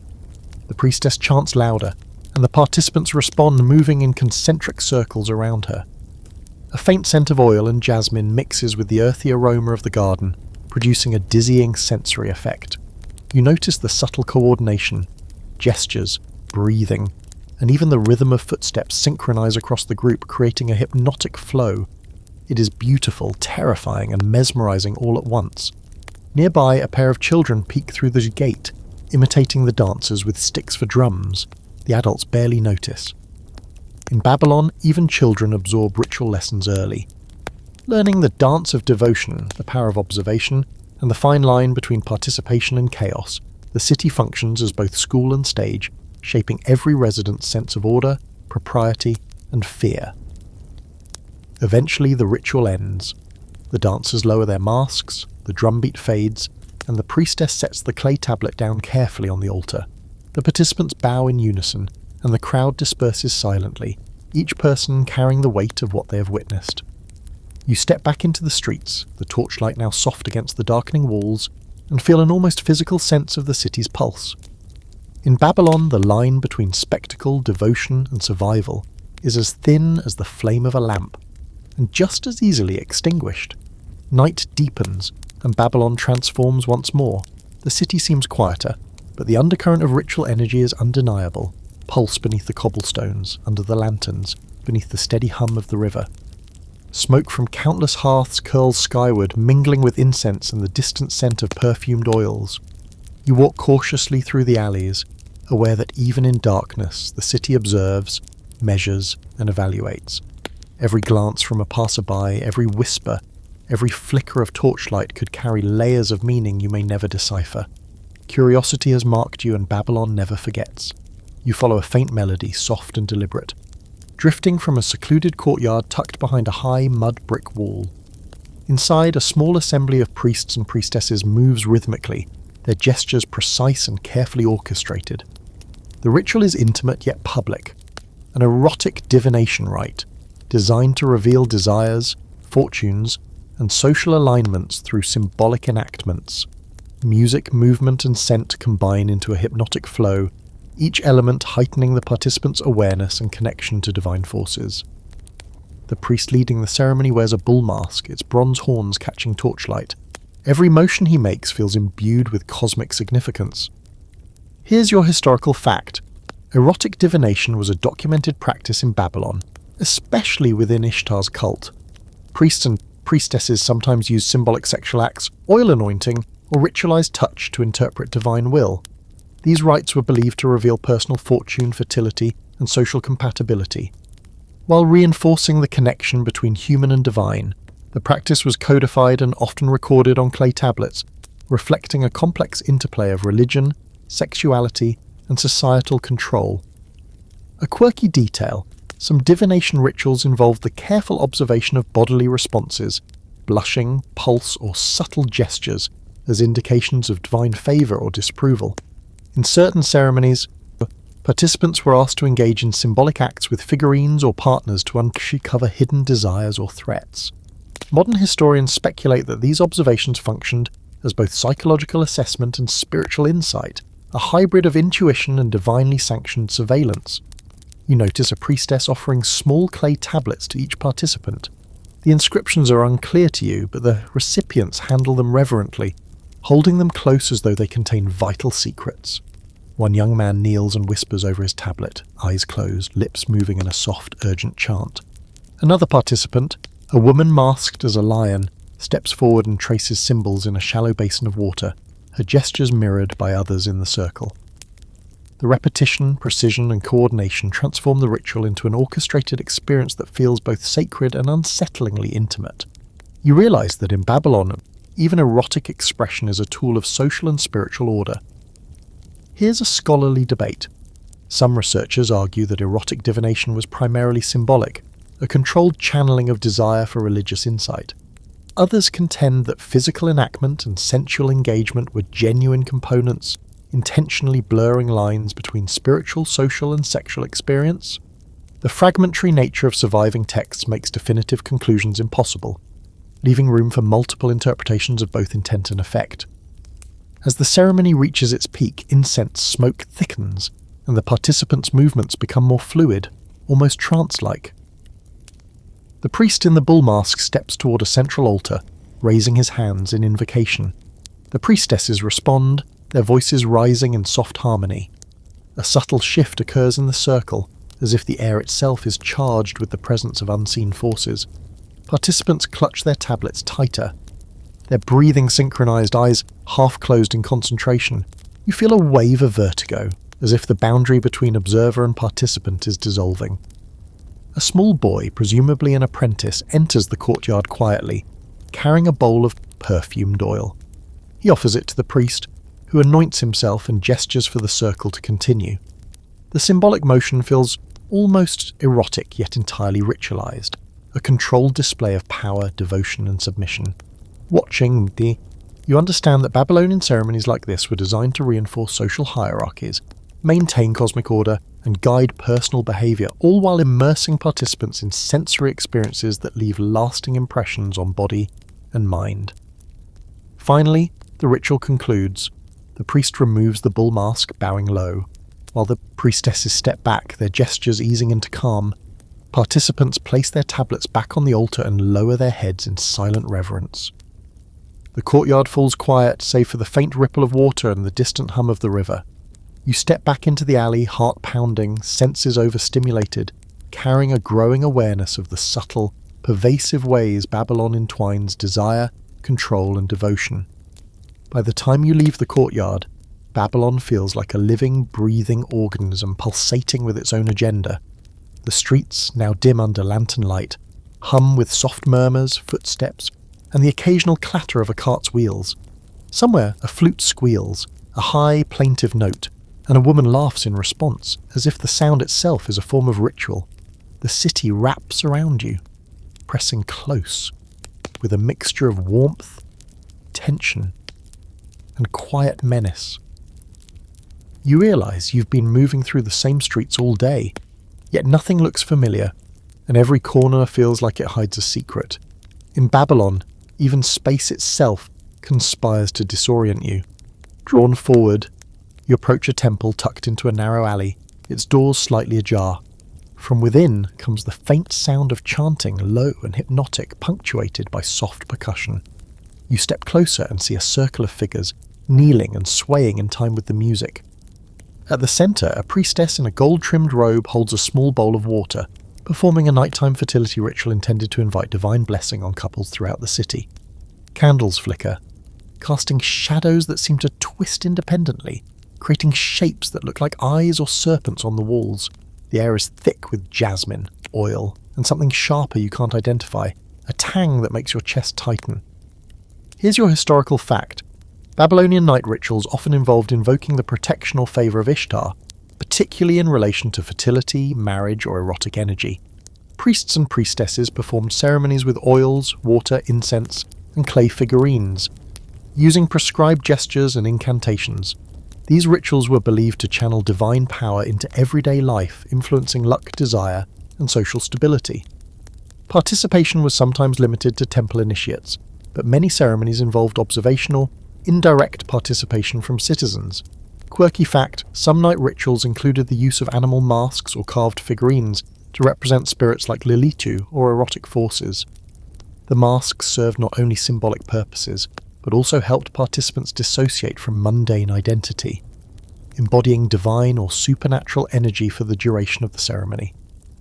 In some cases, the masks were worn by children or young apprentices under close supervision, introducing them early to the interplay of ritual, observation, and power. As you crouch behind a curtain, observing quietly, a young man and woman enter the circle. The priestess blesses them with water, murmuring softly. They kneel, hands together, and their breathing synchronizes with the rhythm of the chants. The ceremony is strangely intimate but strictly codified. Every gesture, glance, and breath carries layered meaning. You are both captivated and unsettled. This is not voyeurism exactly. It is witnessing a performance of devotion, desire, and divine alignment, all wrapped into one tightly controlled ritual. Here's a scholarly debate. Historians are divided over the extent to which Babylonian fertility rituals were literal versus symbolic. Some argue that sexualized acts were enacted physically, especially for high-ranking participants, to embody the union of gods and mortals. Others suggest that the acts were primarily symbolic, performed through gestures, offerings, or figurines, serving to reinforce societal norms and religious doctrine. Evidence is fragmentary, leaving room for multiple interpretations. As the ritual reaches its zenith, incense smoke thickens, creating a near hallucinatory haze. The priestess dips her fingers into the water, tracing intricate patterns over the hands and foreheads of the kneeling couple. Soft whispers circulate through the circle, words that are both prayer and command, spiritual guidance and subtle manipulation. You watch the young man and woman respond, their expressions a mixture of reverence, tension, and surrender. Even as an observer, you feel the weight of participation pressing against your senses, an almost physical reminder that in Babylon, ritual, sexuality, and power are inseparable. The ceremony concludes with a gentle chime from a bronze bell.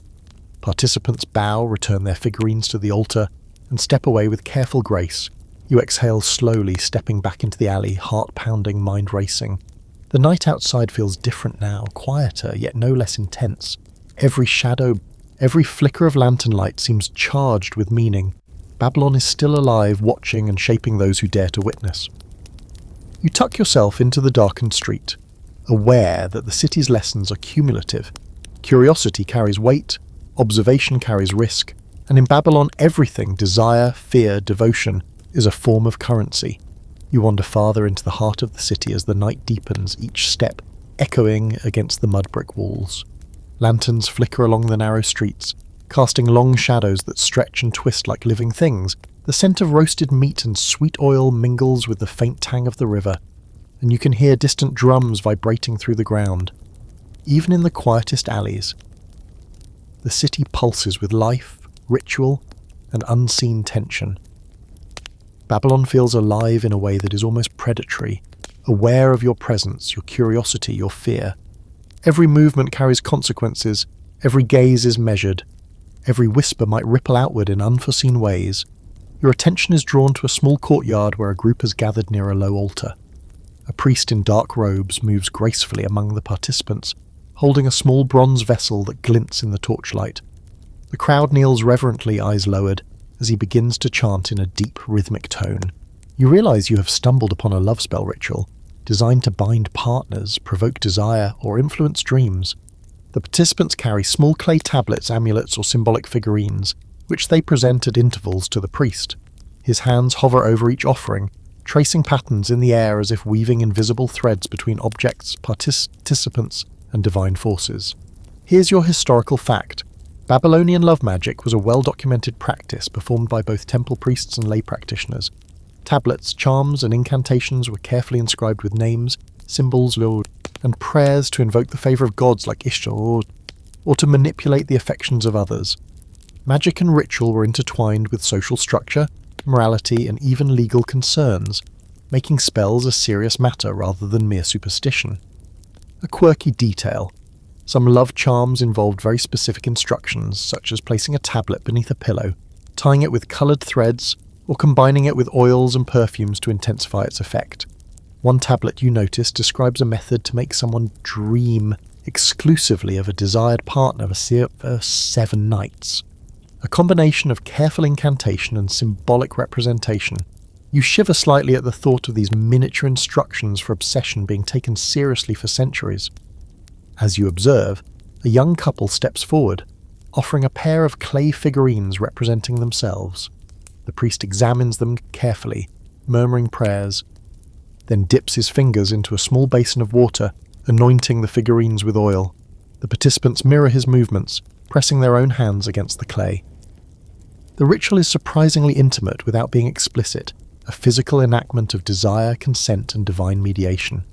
You notice subtle gestures, a shared glance, a slight breath held at the right moment, the precision of synchronized movement. Every detail matters. Here's a scholarly debate. Some researchers argue that Babylonian love magic relied heavily on psychological suggestion, symbol, and ritualized observation rather than physical acts. Others contend that these rituals could involve eroticized behavior or physical contact between participants to achieve symbolic embodiment of desire. The evidence is fragmentary, leaving room for interpretation, speculation, and a fair degree of horror on the part of unwitting witnesses like yourself. The priest completes the ritual by handing each participant a small inscribed tablet to take home, a tangible link to the god's blessing. The courtyard hums with a soft, residual energy, as if the very air carries the weight of intention, desire, and spiritual authority. You step back, feeling the pull of curiosity and trepidation, and realize that witnessing even a single ceremony in Babylon alters your perception of relationships, power, and divine oversight. The city has a way of embedding itself in your senses, leaving faint traces in the way you breathe, walk, and think. As you leave the courtyard, the streets feel darker, quieter, yet somehow more alive. Every alley seems to hold a secret, every shadow a story, every whisper a command. Babylon thrives on observation and participation, and even as a passive witness, you are implicated. The echo of the drums, the faint perfume of incense, and the soft glow of lanterns cling to your senses, reminding you that nothing here is ever accidental.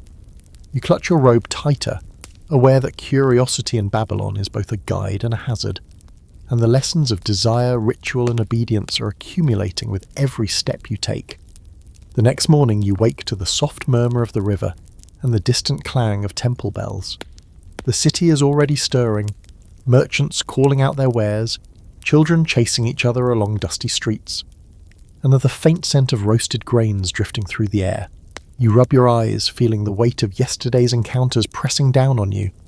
Babylon doesn't forgive or forget, but the city hums as if nothing has happened, and you realise that survival here is as much about mental endurance as it is about physical agility. Drawn once again toward the temple district, you notice a procession forming along the main avenue. A priest in crimson robes leads a group of masked participants. Their heads adorned with stylized horns and feathers. The masks hide their identities but amplify the sense of ritual authority. You step closer, trying to remain inconspicuous, and discover that the procession is preparing for a public erotic ritual designed to honour Ishtar and invoke fertility and protection over the city. Even from a distance, you can sense the intensity of focus, the careful choreography, the precision of gestures, the measured cadence of their steps. Here's your historical fact. Public rituals in Babylon often combined erotic symbolism with civic and religious objectives. During festivals such as Akitu or Ishtar's seasonal celebrations, participants enacted rituals that sometimes involved intimate gestures or symbolic unions to reinforce social hierarchies, divine favour, and communal prosperity. These ceremonies were formalised and codified, with every movement, object, and utterance carrying significant meaning. A quirky detail: some participants carried small clay dolls representing themselves or deities, which were manipulated during the ritual to symbolise the transfer of energy, blessings, or desires. In certain cases, observers believed that the dolls could influence dreams or fortunes when kept in the household after the ceremony. Essentially, Babylonian society blended tactile symbolism, eroticism, and spiritual authority into tangible objects that bridged human and divine interaction. You watch a masked woman approach the priest, holding a shallow bronze bowl filled with oil. She anoints the hands and foreheads of several participants, each motion deliberate and synchronized with the chanting. The movements are subtle but charged, a combination of devotion and controlled sensuality. The participants' breathing matches the rhythm of the drums, their eyes sometimes closed in focus, sometimes open to witness one another. Even as an outsider, you feel a pull, a mixture of awe, discomfort, and fascination that is almost impossible to disentangle. Here's a scholarly debate. Some historians argue that erotic public rituals were primarily symbolic, emphasizing community cohesion, divine favor, and social order rather than sexual gratification. Others contend that the rituals incorporated actual intimate acts between participants or symbolic enactments that allowed for controlled expressions of desire, blending devotion, societal structure, and erotic energy into a unified practice. Surviving texts offer only fragmentary evidence, leaving room for interpretation and conjecture. The ritual reaches its apex as the priest raises a clay figurine above his head, chanting words that resonate through the courtyard. Participants bow low, hands still intertwined with their dolls, their bodies and minds aligned with the rhythm of the ceremony. The air is thick with incense and the charged energy of focused attention. You notice that every observer, even those on the edges, absorbs some of this energy, a subtle but unmistakable influence on thought, posture, and mood. Babylon teaches that no witness is truly neutral. As the ceremony concludes, the participants replace their figurines on the altar and lower their heads in silent reverence. The courtyard slowly empties, leaving behind only the faint shimmer of oil, the scent of incense, and this residual echo of the chants. You step back into the streets, heart racing, senses saturated, acutely aware that the city never stops observing, never stops orchestrating, and never lets its lessons go unlearned. Babylon has a rhythm, and it now courses through you, leaving an indelible mark on thought, memory, and perhaps something deeper that you cannot name. As evening descends, the streets of Babylon shimmer with the golden glow of lanterns, the city's mud brick walls reflecting flickering light like molten honey.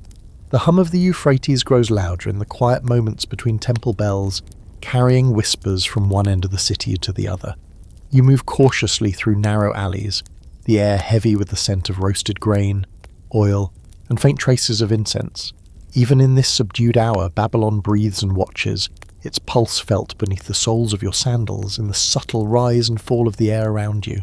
Every shadow seems alive, every flicker of flame a potential messenger of divine intent. Drawn by the soft thrum of flutes, you find a small courtyard tucked behind an unassuming temple. Inside, a group of young women and men kneels around a low marble altar.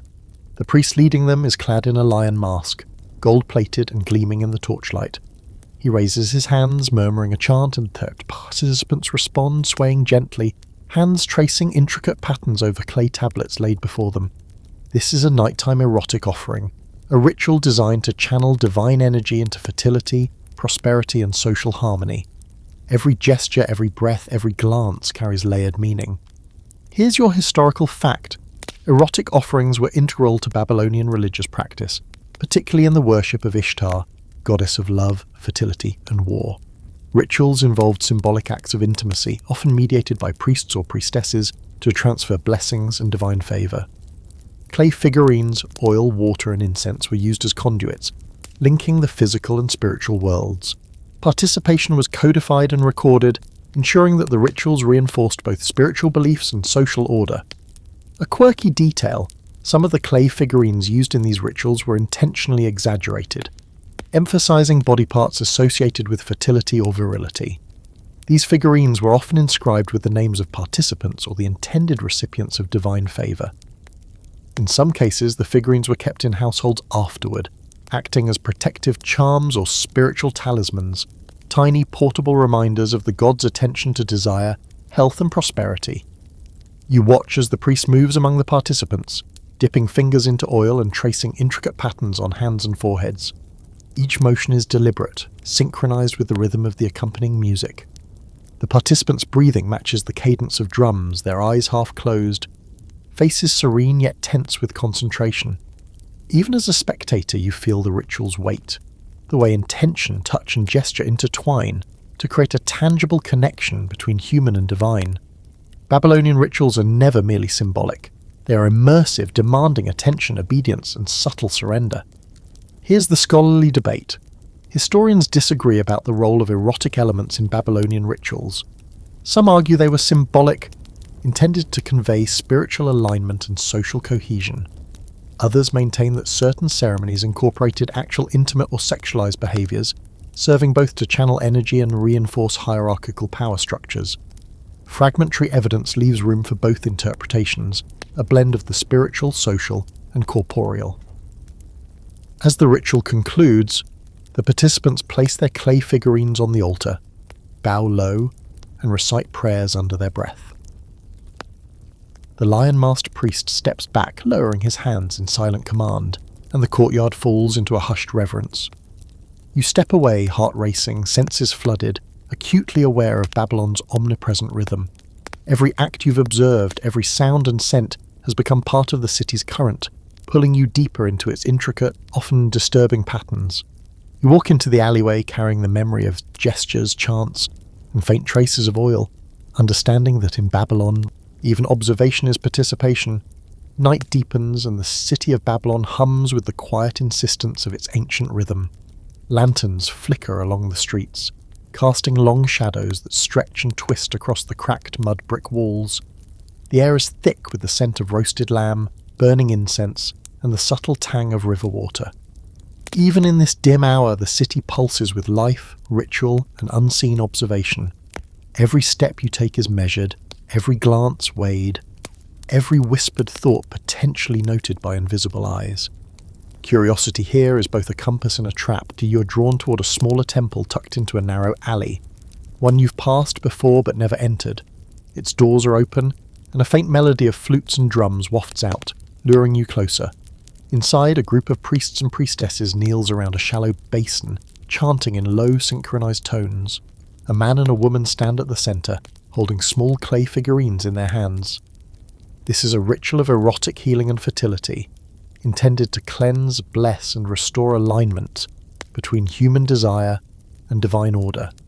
The participants move with precision, tracing patterns in the water and performing gestures that feel at once intimate and sacred. Even as an observer, the energy presses against you. Here's your historical fact. Babylonian erotic healing rituals often combined symbolic touch, prayer, and divination to address issues ranging from infertility to relationship strife. Priests and priestesses acted as mediators between humans and gods, guiding participants through gestures, chants, and symbolic acts that were believed to channel divine energy.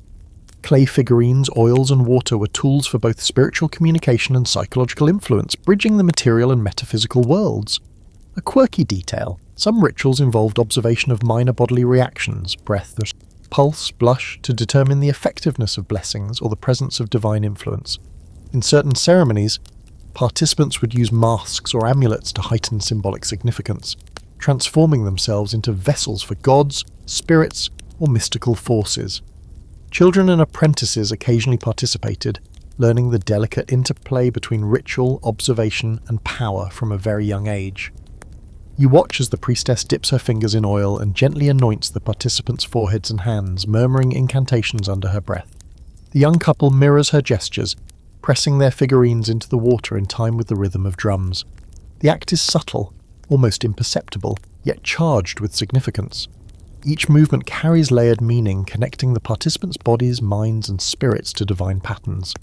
Babylon's rituals rely on precision, intent, and attention to detail, turning even the smallest gestures into instruments of cosmic influence. Here's the scholarly debate. Some historians argue that erotic elements were largely symbolic, representing divine human alignment and reinforcing social hierarchies. Others contend that actual physical engagement or sexualized symbolism played a role, particularly in temple rites associated with Ishtar. Surviving texts are fragmentary, leaving room for interpretation and suggesting that ritual, spirituality, and eroticism were deeply intertwined in Babylonian life. The ritual reaches its peak as the priest raises a clay tablet above the basin, inscribed with sacred symbols and the names of participants. A soft glow from nearby lanterns reflects off the water, casting moving shapes on the walls. The participants bow low, eyes closed and murmuring prayers as the priestess traces final patterns in the water. You step back, heart racing, senses overwhelmed by sound, scent, and motion. The city feels alive, watching, shaping, and recording your every thought. Babylon is not merely a city, it is a living system of belief, ritual, and power, and even the faintest curiosity marks you as part of its network. You leave the temple, stepping into the quiet alleys. The lanterns flicker softly, the river hums in the distance, and somewhere the faint beat of drums continues. You realize that survival here depends not only on physical endurance, but on understanding the layers of observation, obedience, and desire that underlie every ritual, every glance, every whispered prayer. Babylon shapes those who witness it, leaving traces in body, mind, and spirit. As the city drifts deeper into night, you find yourself wandering toward the ziggurat once more, drawn by the faint vibration of drums and the soft glow of torches reflecting off its steep steps. The air is heavy with smoke and incense, but beneath it is another, subtler scent. Sweet oils, perfumed with hints of jasmine and honey, interwoven with the faint tang of fear. Babylon at night has a rhythm all its own, a pulse that both entrances and disorients, coaxing you forward, urging you to see what perhaps should remain hidden. The ziggurat looms over the plaza, massive and imposing, a concrete reminder of divine oversight and the inescapable weight of ritual. Through the wide steps and open arches, you see a group of masked participants assembling. Some wear the heads of lions, bulls, or owls. Others don long robes trimmed with gold. At the center stands a priestess holding a small bronze bowl of oil, moving gracefully and deliberately among the figures as they kneel and bow in unison. This is a masked fertility rite, a ritual of symbolic eroticism intended to channel divine energy into the city, blessing its citizens and ensuring the continuity of both families and the state. The precision of movement, the interplay of masks, and the deliberate timing of gestures create an almost hypnotic spectacle that draws your attention entirely. Here's your historical fact. Masked fertility rites were common in Babylonian religious practice, especially during seasonal festivals or citywide celebrations. Participants wore animal or deity masks to embody divine or supernatural forces, while the priest or priestess orchestrated the ceremony using oil, water, incantations, and clay figurines. These rituals were codified, with each movement and gesture carrying symbolic meaning, intended to promote fertility, prosperity, and social cohesion. A quirky detail, some masks were designed with exaggerated features to amplify spiritual potency. Owl masks, for example, represented Lilitu and were used to invoke dreams, fertility, or protection against nocturnal spirits. Lions symbolized strength and dominance, while bulls were associated with virility and endurance. Wearing these masks allowed participants to temporarily embody these divine qualities, blending theatre, spirituality, and societal expectation into a single performance. You watch as the priestess dips her fingers into the oil, tracing intricate patterns across participants' foreheads and hands. The masked dancers mirror her movements, their bodies swaying in a controlled rhythm that aligns perfectly with the accompanying flutes and drums. Each gesture is layered with significance, devotional, symbolic, and erotic, all simultaneously. Even standing on the periphery, you feel the pressure of intention, the almost tactile sense of the ritual's potency, as if the very air vibrates with unseen energy. Here's a scholarly debate. Historians differ on the role of eroticized symbolism in these rites. Some argue it was largely metaphorical, emphasizing divine human connection and reinforcing social structures. Others assert that participants may have engaged in subtle eroticized behaviors or physical enactments to embody fertility and cosmic balance. Fragmentary textual and archaeological evidence leaves space for multiple interpretations, blending observation, ritual, and spiritual immersion. The ceremony reaches its apex when the priestess raises a clay figurine high above the altar, chanting words that resonate through the plaza. Participants bow low, their hands clutching their own figurines or amulets, eyes half closed, fully immersed. The flicker of torches casts moving shapes on the walls, animating shadows into creatures of both reverence and subtle menace. You step back, aware of the intensity of the moment, sensing that even as a mere observer, you are marked by the city's ritualized attention. Babylon does not let its witnesses leave unchanged. Finally, the masked participants lower their heads, and the priestess gently places the clay figurines back on the altar.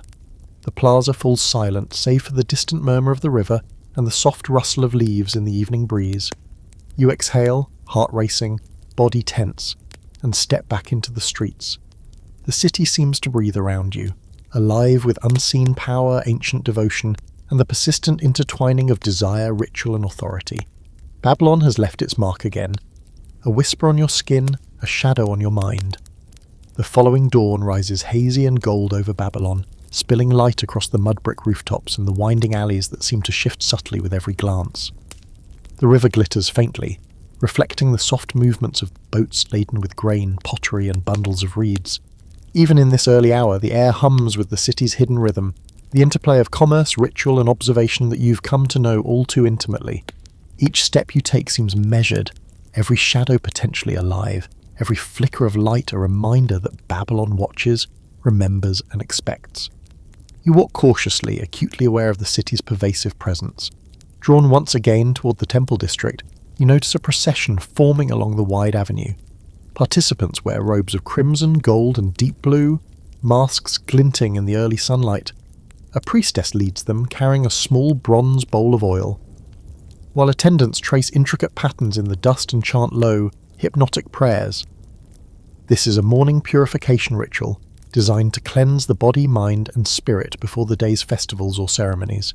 Even standing at the edge, you can feel the ritual's potency, the controlled movements, the rhythmic cadence, the blending of symbolic gestures with subtle erotic undertones, all orchestrated to align the city's inhabitants with divine order. Here's your historical fact. Purification rituals were central to Babylonian religious practice intended to cleanse both physical and spiritual impurities.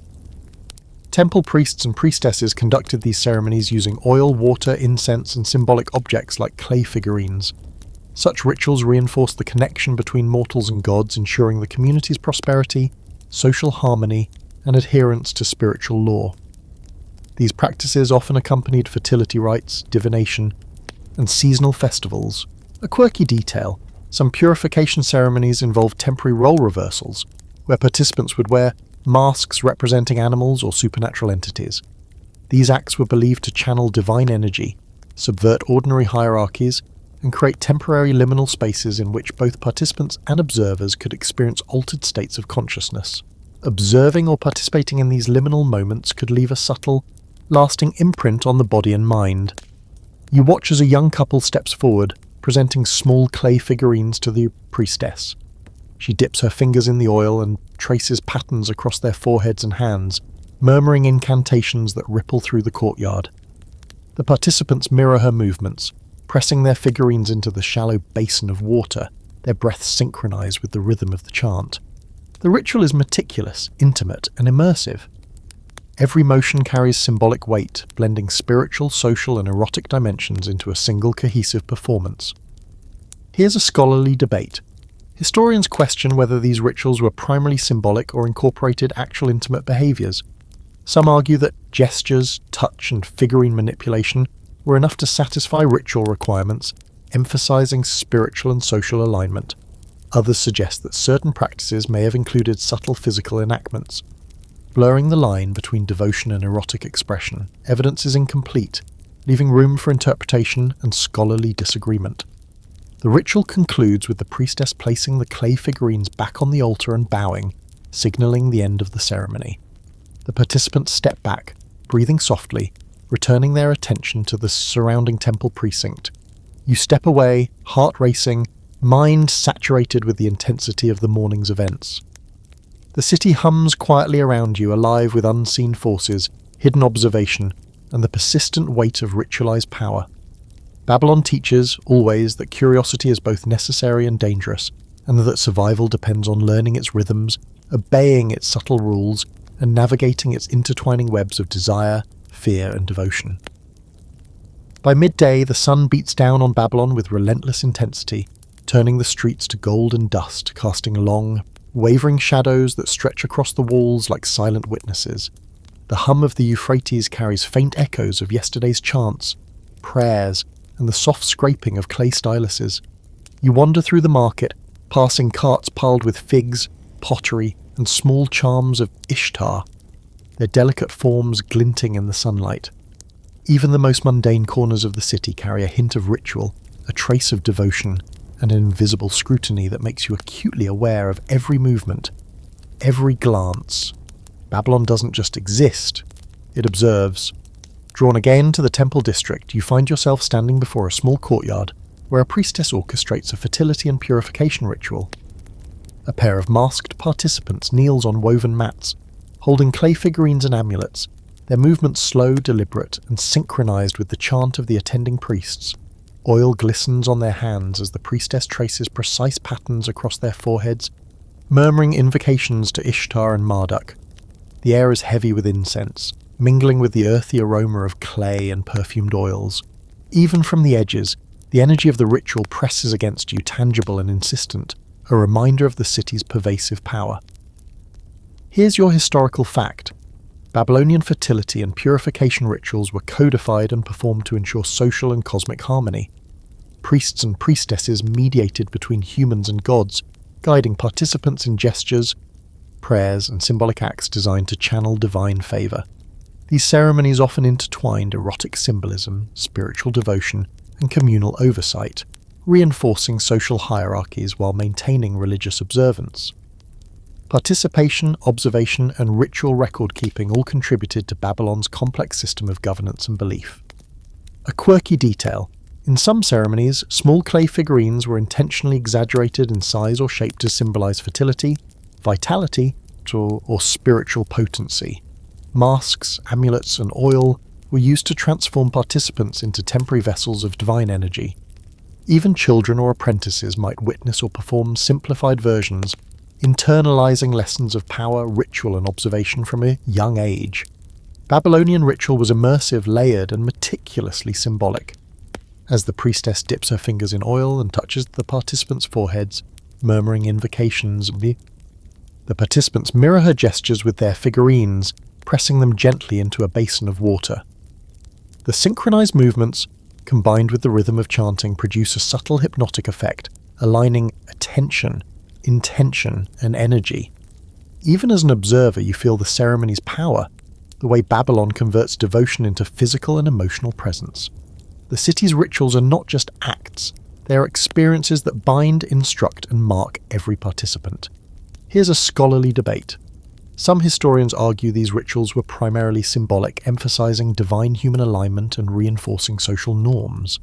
Others suggest that subtle erotic or intimate enactments may have been intentionally incorporated to embody fertility, devotion, or cosmic balance. Fragmentary textual evidence leaves interpretation open, highlighting the complexity of Babylonian ritual practice and the blurred boundaries between the spiritual, the social, and the corporeal. The ritual concludes as the priestess lowers her hands and returns the clay figurines to the altar. Participants bow and step back, silent and reverent.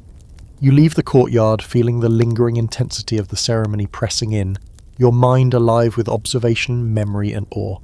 The streets of Babylon bustle with activity, merchants calling, children playing, the river murmuring. The city breathes around you, powerful, pervasive, and inescapable. You realize that your journey has taught you more than survival. It has shown the ways belief, fear, desire, and devotion intertwine to shape an entire civilization. As the sun begins to dip below the horizon, casting long amber shadows across Babylon's streets, you finally pause. The city hums around you, the distant clatter of carts, the soft murmur of merchants closing their stalls, children laughing as they chase one another through alleys thick with the scent of baked bread and incense. For weeks you have wandered through its temples, witnessed its rituals, and absorbed its strange blend of devotion, power, and erotic symbolism. Every street, every shadowed corner, every whisper of wind has carried a lesson. In Babylon, nothing is simple, nothing is accidental, and every action, observed or private, ripples outward into unseen networks of control and belief. You think back on what you've seen, the one-coin rule, the sacred unions, the masked fertility rites, the divinations in oil and liver, the erotic ceremonies that blurred the line between devotion and desire. The city's people, priests, priestesses, eunuchs, merchants, children, have moved through it with astonishing purpose, performing their roles with precision and belief that is simultaneously terrifying and beautiful. Babylon is a place where curiosity is both a gift and a hazard, and you have carried it like a small, dangerous flame through every alley and courtyard. The city has left its mark on you, subtle yet persistent, shaping the way you walk, breathe, and think. You pause by the Euphrates, its waters catching the last light of day, shimmering like fractured gold. Somewhere upstream, a priest's chant drifts across the water, mingling with the hum of the city, carrying the echo of rituals, prayers, and offerings. You realize that Babylon's power lies not only in its temples or rulers, but in its ability to weave the spiritual, erotic, and social into an inseparable tapestry. Every glance, every touch, every whispered prayer reinforces the invisible architecture of control, devotion, and desire that binds the city together. It is as elegant as it is oppressive, and as incomprehensible as it is mesmerizing. A soft wind carries the faint scent of oil, jasmine, and earth, reminding you of Ashratam's stall, the clay tablets, and the tiny amulets you glimpsed there. The city in all its complexity, has taught you that human behavior, belief, and desire are instruments of survival and social cohesion. Babylon is a living lesson in the power of ritual, the malleability of morality, and the strange ways in which fear and devotion intertwine. It is a place where curiosity is tested, where observation carries weight, and where even the smallest act can become part of the divine narrative. As night fully descends, you let yourself sit by the riverbank, watching lanterns flicker across the water, the ziggurat looming in silhouette against the dark sky. For the first time you feel a faint sense of closure, knowing you have witnessed both the grandeur and the horror of Babylonian life. You have seen devotion that inspires, fear that binds, desire that controls, and rituals that blur every boundary between sacred and profane. And in the quiet of the evening, with the city's pulse vibrating beneath you, you understand that survival here is not merely physical, it is about observation, understanding, and acceptance of a world whose rules are strange, intricate, and relentless. Finally you rise, dust off your tunic, and let the gentle hum of the river and the city carry you forward. Babylon has imparted its lessons, leaving traces in your mind and body, impressions that will linger far longer than any street or temple you walked through. You carry with you the rhythm of its rituals, the weight of its beliefs, and the memory of its people, alive, complex, and unflinching. And as you walk into the night, the lanterns reflecting like fire in the water, you realize that Babylon has not just been a place you visited, it has become a part of you, its pulse now entwined with your own.